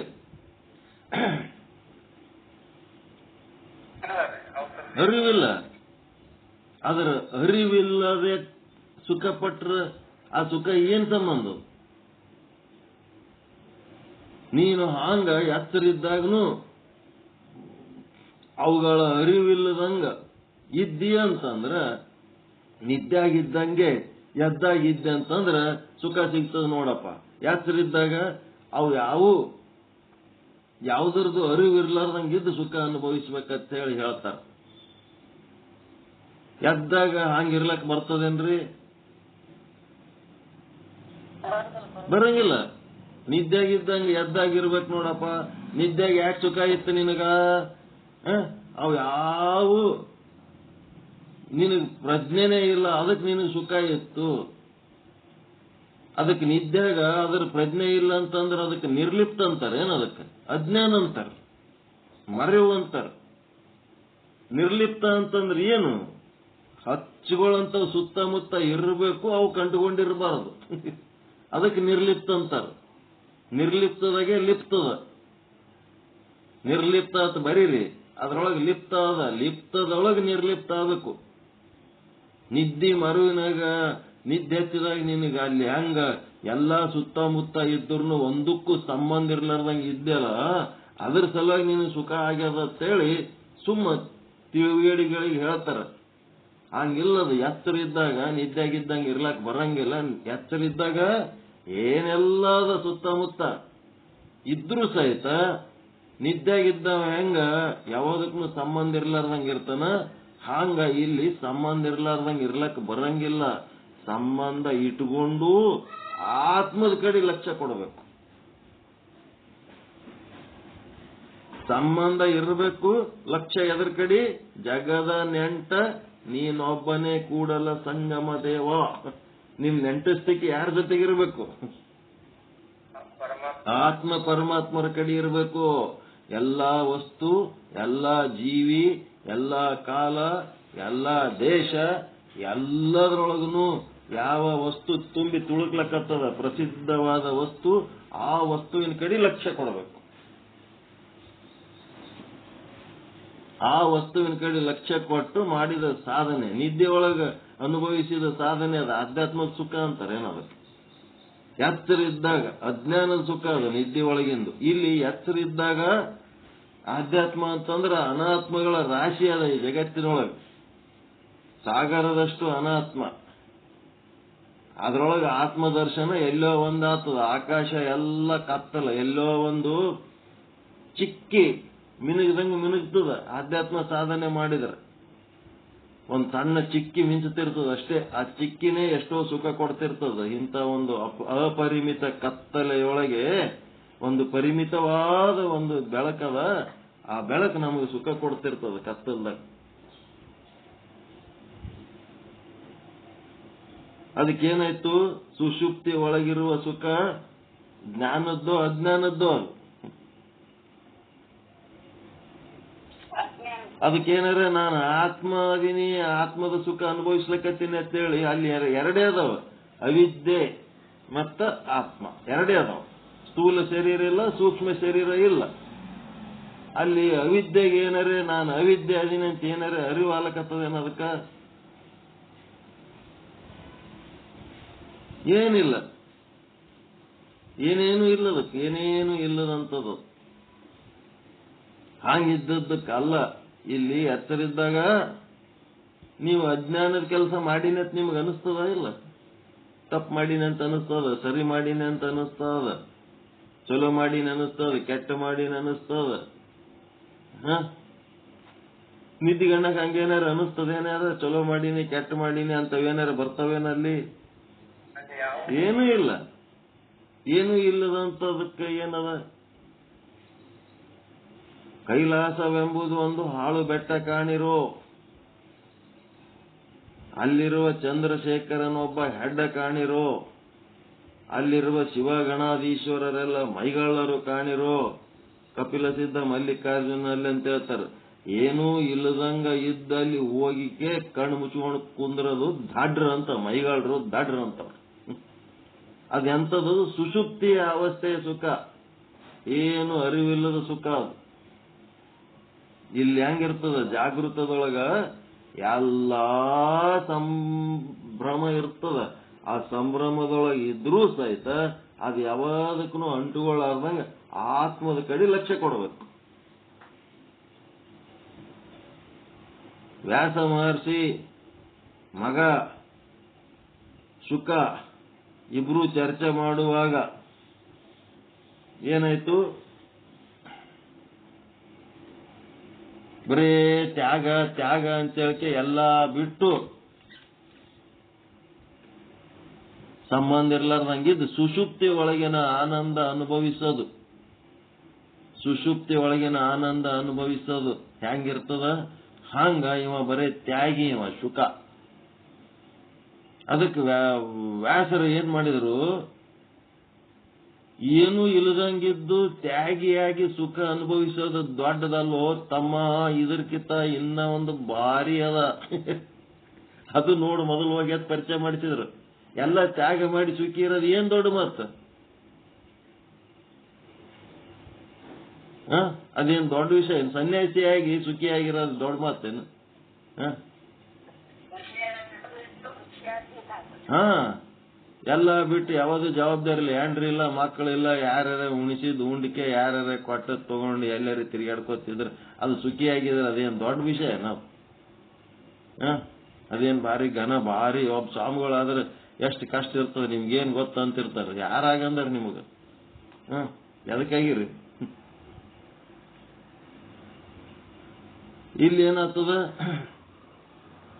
ಖುಷಿ ಆಗೋದಕ್ಕೆ ಸನ್ಯಾಸಿ ಆಗಿರ, ಏನು ಕಷ್ಟಪಟ್ಟು ಸನ್ಯಾಸಿ ಆದ್ರೆ ಎದಕ್ ಬೇಕು? ಇಷ್ಟಪಟ್ಟು ಸನ್ಯಾಸಿ ಆದ್ರೆ ಖುಷಿನೇ ಇರ್ತದೆ, ಕಷ್ಟಪಟ್ಟು ಸನ್ಯಾಸಿ ಆದ್ರೆ ಕಷ್ಟನೇ ಇರ್ತದೆ.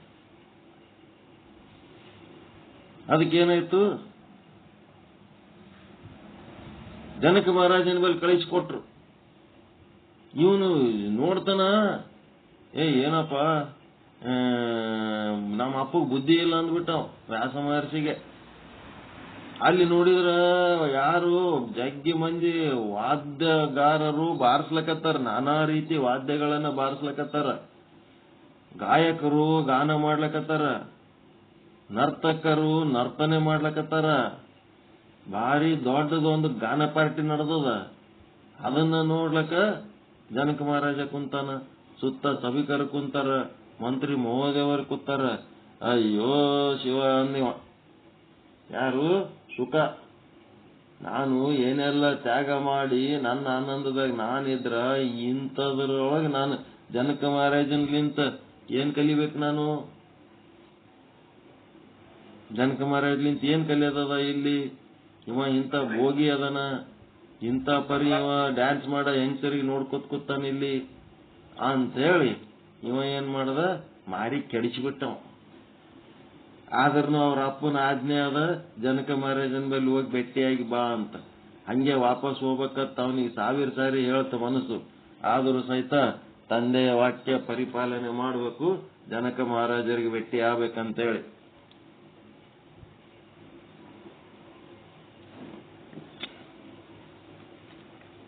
ಮುಂದ ಬಂದ್ರು. ಇವ್ರು ಬರ್ತಾರತ್ ಮೊದಲೇ ಸುದ್ದಿ ತಿಳಿಸಿದ್ರು. ಜನಕ ಮಹಾರಾಜರು ಅವ್ರಿಗೊಂದು ಉನ್ನತ ಆಸನ ಮಾಡಿದ್ರು.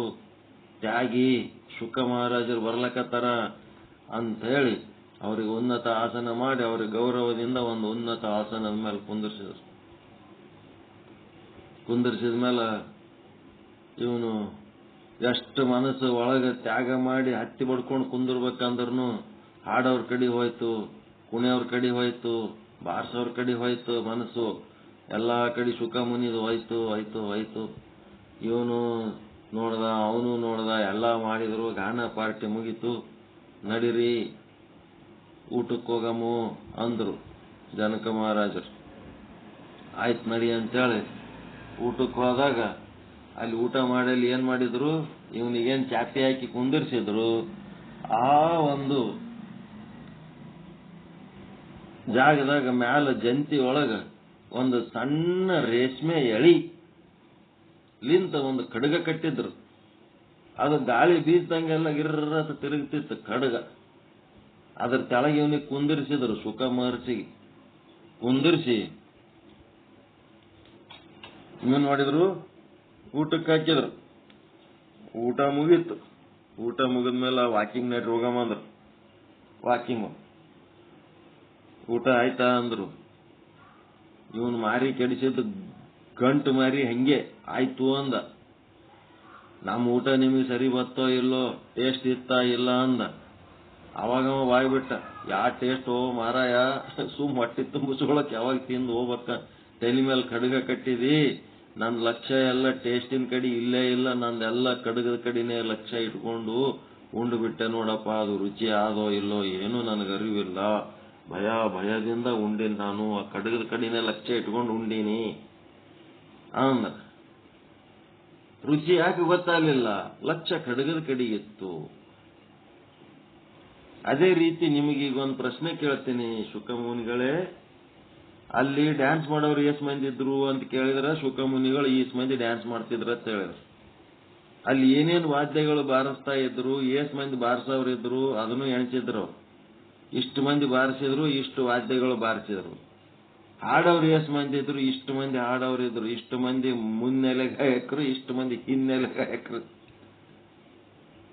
ಮತ್ತ ನೀವು ಇಷ್ಟು ಚಂದ ಹೇಳ್ತೀರಿ ಕರೆಕ್ಟಾಗಿ, ಮತ್ತು ನಾನು ಅಲ್ಲೇ ಕುಂತಿದ್ದೆ, ಆದ್ರೆ ಅಲ್ಲಿ ಎಷ್ಟು ಮಂದಿ ಹಾಡೋರಿದ್ರು, ಎಷ್ಟು ಮಂದಿ ಬಾರ್ಸೋರಿದ್ರು, ಎಷ್ಟು ಮಂದಿ ಕುಣಿಯೋರಿದ್ರು, ಅವು ಯಾವೂ ನನಗೆ ಗೊತ್ತಿಲ್ಲ.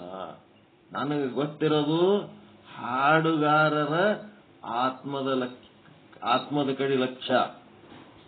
ನನಗೆ ಗೊತ್ತಿರೋದು ನರ್ತಕರ ಆತ್ಮದ ಕಡೆ ಲಕ್ಷ್ಯ. ನನಗೆ ಗೊತ್ತಿರೋದು ವಾದ್ಯ ವೃಂದದವರ ಆತ್ಮದ ಕಡೆ ಲಕ್ಷ್ಯ. ನನಗೆ ಗೊತ್ತಿರೋದು ತುಂಬಿದ ಸಭಿಕರ ಆತ್ಮದ ಕಡೆ ಲಕ್ಷ್ಯ.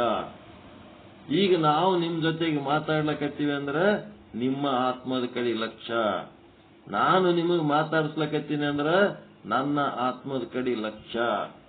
ಹಿಂಗಾಗಿ ನನ್ನ ಲಕ್ಷ್ಯ ಕೇವಲ ಆತ್ಮದ ಕಡೆ. ಯಾವ ರೀತಿ ನೀನು ಊಟ ಮಾಡುವಾಗ ನಿನ್ನ ಲಕ್ಷ್ಯ ಎಲ್ಲ ಖಡ್ಗದ ಕಡೆ ಇತ್ತೋ, ಅದೇ ರೀತಿ ನಾನು ಆ ಒಂದು ಗಾನ ಪಾರ್ಟಿ ನೋಡುವಾಗ ನನ್ನ ಲಕ್ಷ್ಯ ಕೇವಲ ಆತ್ಮದ ಕಡೆ ಇತ್ತು.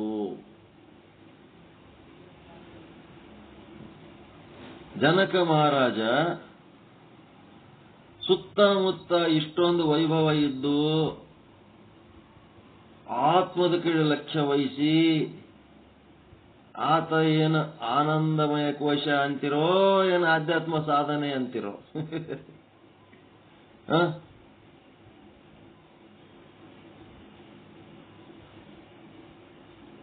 ಇವಂದು ಯಾವುದು ಶುಕ ಮುನಿ, ಯಾಂಡ್ರಿಲ್ಲ, ಮಕ್ಕಳಿಲ್ಲ, ಹೊಲ ಇಲ್ಲ, ಮನಿ ಇಲ್ಲ, ಎಲ್ಲ ತ್ಯಾಗ ಮಾಡಿ ಇವನೇನು ಆನಂದವಾಗ್ಯದನ. ಶುಕ ಮುನಿಯ ಆನಂದ ಸುಷುಪ್ತಾವಸ್ಥೆಗೆ ಸಂಬಂಧ. ಜನಕ ಮಹಾರಾಜಂದ ಆಧ್ಯಾತ್ಮ ಸಾಧನೆ ಏನೆಲ್ಲ ಇದ್ದೂ ಸಹಿತ ಅದರ ಜೊತೆಗೆ ನಿರ್ಲಿಪ್ತವಾಗಿದ್ದು ಜನಕ ಮಹಾರಾಜನ. ಅದಕ್ಕೆ ಅವ ಒಪ್ಕೊಂಡ, ಹೌದು ಹೌದು, ಏನೂ ಇಲ್ಲದಂಗ ಇದ್ದು ಸುಖಿಯಾಗಿರೋದಕ್ಕಿಂತ ಏನೆಲ್ಲ ಇದ್ದು ಆತ್ಮದ ಕಡೆ ಲಕ್ಷ್ಯ ಕೊಟ್ಟು ನಾವೇನು ಸುಖಿಯಾಗಿರ್ತೀವಿ ಅದೇ ನಿಜವಾದ ಸುಖ. ಅದಕ್ಕೆ ಇದು ಸದ್ರೂಪ, ಇದು ಚಿದ್ರೂಪ. ಮತ್ತ ಸುಷುಪ್ತಿ ಒಳಗಿರುವ ಆನಂದ ಎಂತ ಆನಂದ? ಅದು ಅಜ್ಞಾನದ ಆನಂದ, ಬಾಧಿತ ಆನಂದ. ಅದು ಅಬಾಧಿತ ಆನಂದ ಅಲ್ಲ. ಬಾಧೆಗೊಳ್ತದ ಅದು. ಆ ಆನಂದ ಏನ್ ಶಾಶ್ವತ ಇರ್ತದೇನ್ರಿ? ಎಚ್ಚರ ಆಯ್ತಂದ್ರೆ ಹೋಗ್ಬಿಡ್ತದ. ಒಂದ್ ಸಣ್ಣ ಶಬ್ದ ಬಂತಂದ್ರೆ ಎದ್ದು ಬಿಡ್ತೀರಲ್ಲ, ನಿದ್ದೆ ಹಚ್ಚದಾಗ ಚಲೋ ನಿದ್ದೆ ಮಾಡ್ತಿರ್ತೀರಿ. ಒಂದ್ ಸಣ್ಣದೊಂದು ಏನಾದ್ರು ಶಬ್ದ ಬತ್ತು, ಒಂದ್ ಸೊಳ್ಳೆ ಕಡಿತಂದ್ರೆ ಹೇಳ್ತೀರಾ ಇಲ್ಲ? ಆತ್ಮದ ಆನಂದ ಏನು? ಸೊಳ್ಳೆ ಕಡಿತಂದ್ರೆ ಆನಂದ ಹೋಗ್ಬಿಡ್ತದೇನು? ಅದು ನಿತ್ಯಾನಂದ. ಇದೇನದ? ಅನಿತ್ಯ, ಬಾಧೆಗೊಳ್ಳುವಂತ ಆನಂದ, ನಿದ್ದೆಯೊಳಗಿನ ಆನಂದ. ಅದು ಪರಿಪೂರ್ಣ ಅಲ್ಲ. ಎಲ್ಲ ಕಾಲ, ಎಲ್ಲ ದೇಶ, ಎಲ್ಲ ವಸ್ತುಗಳಲ್ಲಿ ಪರಿಪೂರ್ಣವಾಗಿ ತುಂಬಿ ತುಳುಕದಂಗ ಈ ಸುಷುಪ್ತಾವಸ್ಥೆ ಆನಂದ ಏನದ, ನಿದ್ದೆ ಹತ್ತಿದಾಗ ಅದು ಡೀಪ್ ಆಗಿ ನಿದ್ದೆ ಹತ್ತಿದ್ರೆ ಅಷ್ಟೇ ಅದು ಆನಂದ. ಅರ್ಧಂಬರ್ಧ ನಿದ್ದೆ ಹತ್ತಿತು ಚಿಂತೆ ಮಾಡ್ಕೊತಂದ್ರೆ ಅದು ಆನಂದ ಅಲ್ಲ, ಏನಲ್ಲ. ಹೀಗಾಗಿ ಆನಂದಮಯ ಕೋಶ ಆತ್ಮ ಅಲ್ಲ. ಇವನು ಭಟ್ಟನ ಪ್ರಕಾರ ಅದು ಜಡ ರೂಪ ಅದ, ಅದು ಚೇತನ ರೂಪ ಅದ, ಅದು ಪ್ರಕಾಶ ರೂಪ ಅದ, ಅದು ಅಪ್ರಕಾಶ ರೂಪ ಅದ. ನಿದ್ದೆ ಹತ್ತಿದಾಗ ಅಪ್ರಕಾಶ ರೂಪ ಅದ, ನಿದ್ದೆ ಹತ್ತಿದಾಗ ಜಡ ರೂಪ ಅದ. ಮುಂದೆ ಪ್ರಜ್ಞೆ ಬಂದ ಮೇಲೆ ಪ್ರಕಾಶ ರೂಪ ಅದ, ಚೇತನ ರೂಪ ಅದ. ಅಲ್ಲಿ ಆತ್ಮ ಬಿಟ್ರೆ ಮತ್ತೊಂದಿಲ್ಲ. ಹಂಗ ಹಿಂಗ ಏನೆಲ್ಲ ಹೇಳೋಣ. ಆತ್ಮ ಎಲ್ಲ ಜಾಗ್ರ ಸ್ವಪ್ನ ಸುಷುಪ್ತಿ ಎಲ್ಲ ಅವಸ್ಥೆ ಒಳಗೆ ಆತ್ಮನೇ ಅದ. ಆತ್ಮ ಇಲ್ಲದ ಅವಸ್ಥೆ ಯಾವದದ? ಹೀಗಾಗಿ ಈ ಅವಸ್ಥೆಗಳು ಏನದವ? ಪಂಚ ಅವಸ್ಥೆಗಳು, ಪಂಚಕೋಶಗಳು, ಇವು ಏನು ಅವಸ್ಥೆಗಳೇನದವ? 3 ಅವಸ್ಥೆಗಳು ಮತ್ತು ಈ ಪಂಚಕೋಶಗಳು ಇವ್ಯಾವು ಆತ್ಮ ಅಲ್ಲ. ಆದರೆ ವಿಚಾರ ಚಂದ್ರೋದಯ ವಿಚಾರ ಸಾಗರದ ಪ್ರಕಾರ ಈ ಒಂದು ನಿದ್ದೆ ಒಳಗಿಂದು ಸುಖ ಏನದಪ್ಪ ಅಂತಂದ್ರೆ ಪ್ರಾಜ್ಞ ಜೀವ ಕೊಡುವ ಸುಖ ಅಷ್ಟೇ. ನಮ್ಮ ಭೋಗ, ಕರ್ಮ ಭೋಗ ಅಷ್ಟೇ. ಈಗ ನಿಮ್ಮ ಭೋಗದಾಗ ಏನದ? ಅವು 3 ಅದಾವೇನು? ಜಗತ್ತಿನಾಗ ಎಷ್ಟ್ ಮಂದಿ ಕರೆದಿರಿ, ಉಳಿದವ್ರು ಯಾರು ಬರಲ್ರು. ಜಾಗ್ರ ಸ್ವಪ್ನ ಸುಷುಪ್ತಿ 3 ಭೋಗ ಅವ್ರ ಪಾಲಿಗೆ. ನಿಮಗೇನದ? ಇದು 4ನೇ ಭೋಗ. ಸತ್ಸಂಗಕ್ಕೆ ಬಂದು ಕೂತು ಈ ತುರಿಯಾವಸ್ಥೆ ಏನು ಅನುಭವಿಸ್ತಿರಲ್ಲ ಇದು ಈಶ್ವರ ಕೃಪೆ.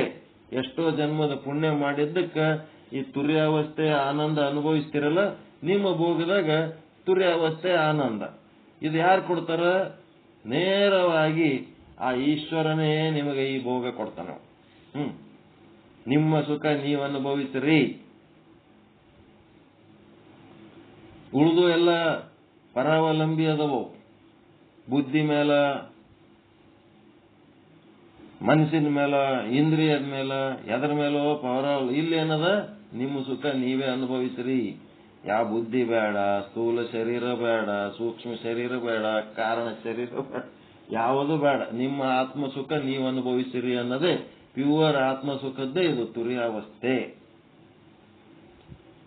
ಇದು ಟೆಂಪರರಿ, ತುರಿಯಾವಸ್ಥೆ ಟೆಂಪರರಿ ಅದ ಆತ್ಮ ಸುಖದ ಬಗ್ಗೆ. ಇದು ತುರ್ಯಾತೀತ ಅವಸ್ಥೆಗೆ ಹೋಗ್ಬೇಕು ಅಂತಂದ್ರ ಬಹಳ ನೀವು ಈ ತುರ್ಯಾವಸ್ಥೆ ಒಳಗೆ ಬಂದು ಬಂದು ಬಂದು ಬಂದು ರೂಢಿ ಮಾಡ್ಕೊಂಡ್ರಿ ಅಂದ್ರ ತುರ್ಯಾತೀತ ಅವಸ್ಥೆಗೆ ಹೋಗ್ತೀರಿ. ಸತ್ಸಂಗ ಮುಗಿದ ಮೇಲೂ ಇಲ್ಲಿ ಏನ್ ಚೇಂಜ್ ಆಗ್ತೀರಿ ಅಲ್ಲಿ ಚೇಂಜ್ ಆಗಲ್ಲ. ಸತ್ಸಂಗ ಮುಗಿದ ಮೇಲೂ ಅದೇ ಅವಸ್ಥೆ ಒಳಗಿರ್ತೀರಿ. ಅದಕ್ಕೆ ತುರ್ಯಾತೀತ ಅವಸ್ಥೆ ಅಂತಾರೆ. ತುರ್ಯಾತೀತ ಅವಸ್ಥೆ ಇದ್ರೂ ಸಹಿತ ಶಾಸ್ತ್ರ ವಾಸನೆ, ಗುರು ಶಿಷ್ಯ ವಾಸನೆ ಇವೆಲ್ಲ ಇರ್ತಾವ. ನಮ್ ಗುರು ಅವರು, ನಮ್ ಶಿಷ್ಯ ಇವರು, ನಮ್ಮ ಶಾಸ್ತ್ರ ಅದು ಇದು ಅಂತೇಳಿ ಏನೇನೋ ಅಭಿಮಾನ ಪಡ್ತಿರ್ತಾರ. ತುರ್ಯಾತೀತೋತ್ತರ ಅವಸ್ಥೆ ಆದ್ಮೇಲೆ ಹೆಂಗ ಛತ್ ಗಟ್ಟಿಯಾಗಿ ತಂದು ತಾನೇ ನಿಂತ ಮೇಲೆ ಕ್ಯೂರಿಂಗ್ ಮಾಡೋದಿಲ್ಲಲ್ಲ, ಹಾಂಗ ತಂದು ತಾನೇ ಗಟ್ಟಿ ಆಯ್ತು ಅಂತಂದಾಗ ಮುಗೀತು.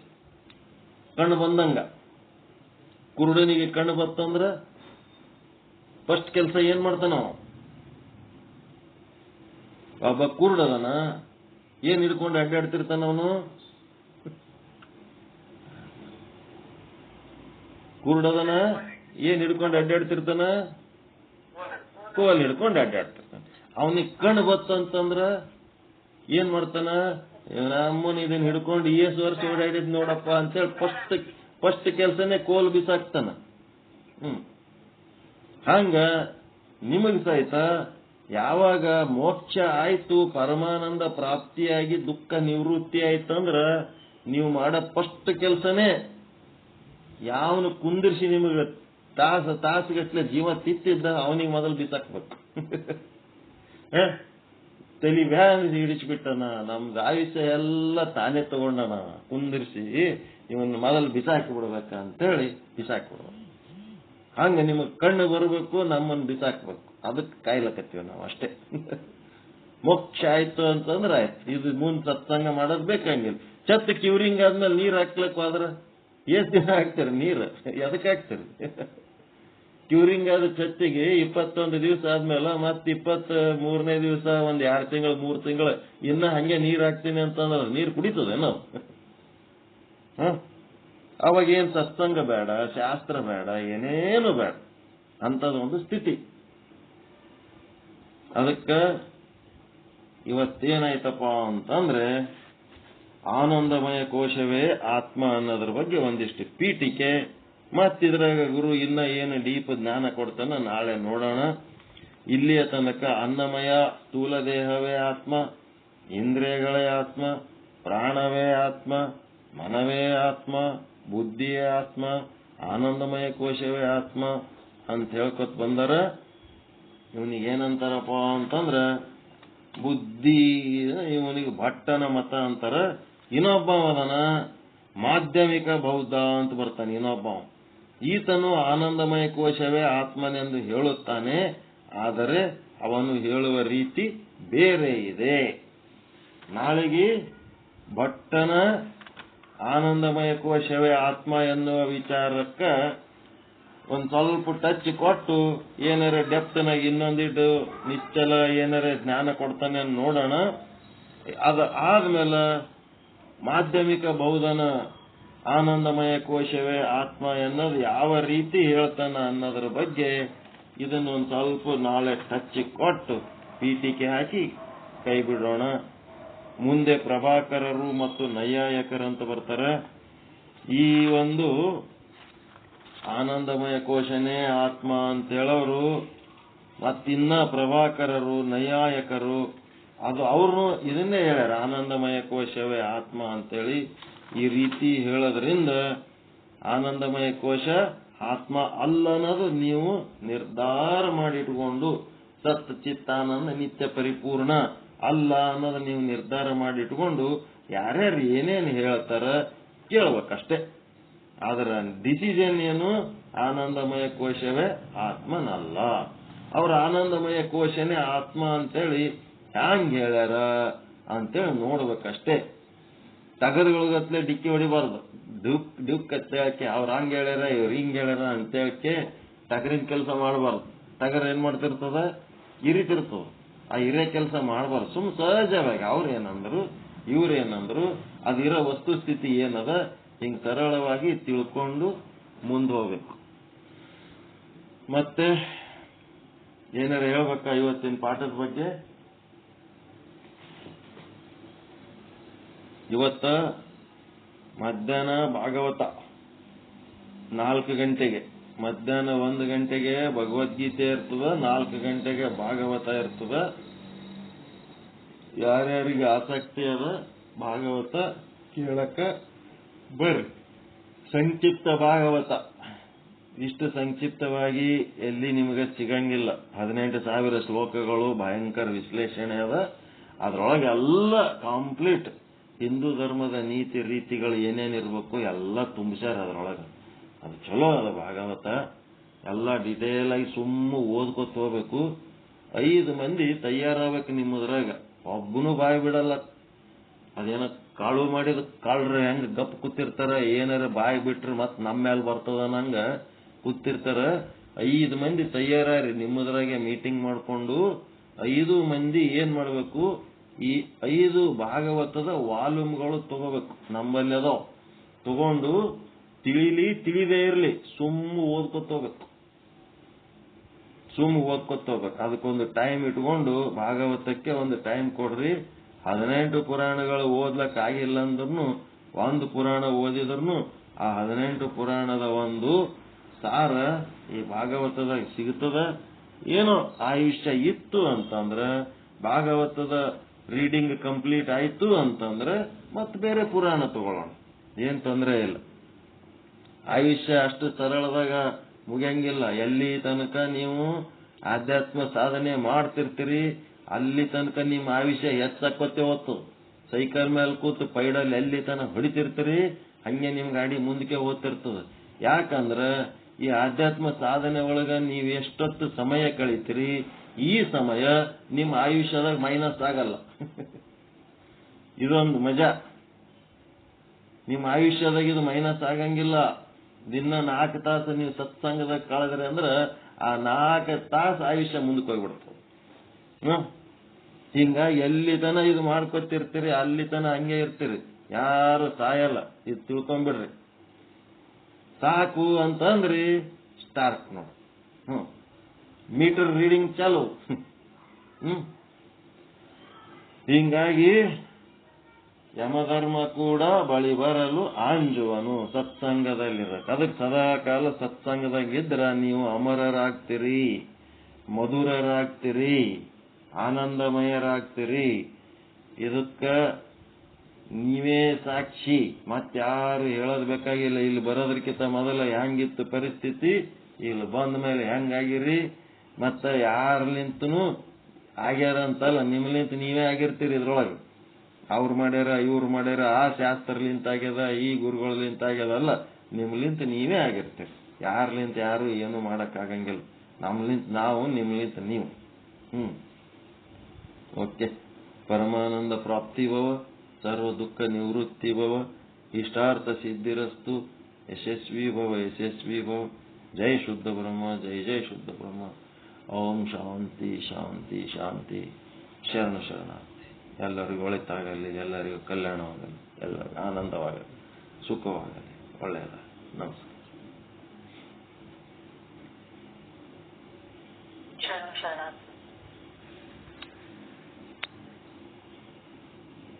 ಎಲ್ಲರಿಗೂ ಶರಣಾರ್ಥಿಗಳು. ಎಲ್ಲ ಗೌರವ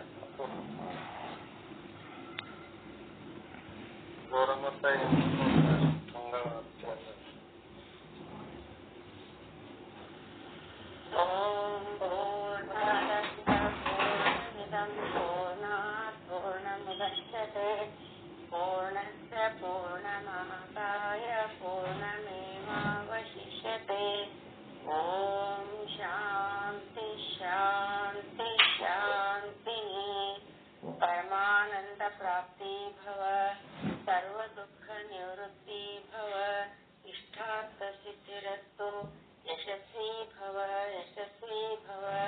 ಓಂ ಶಾಂತಿ ಶಾಂತಿ ಶಾಂತಿ. ಎಲ್ಲರಿಗೂ ಶರಣಾರ್ಥಿ. ಎಲ್ಲ ಗುರುಗಳಿಗೂ ಶರಣಾರ್ಥಿ.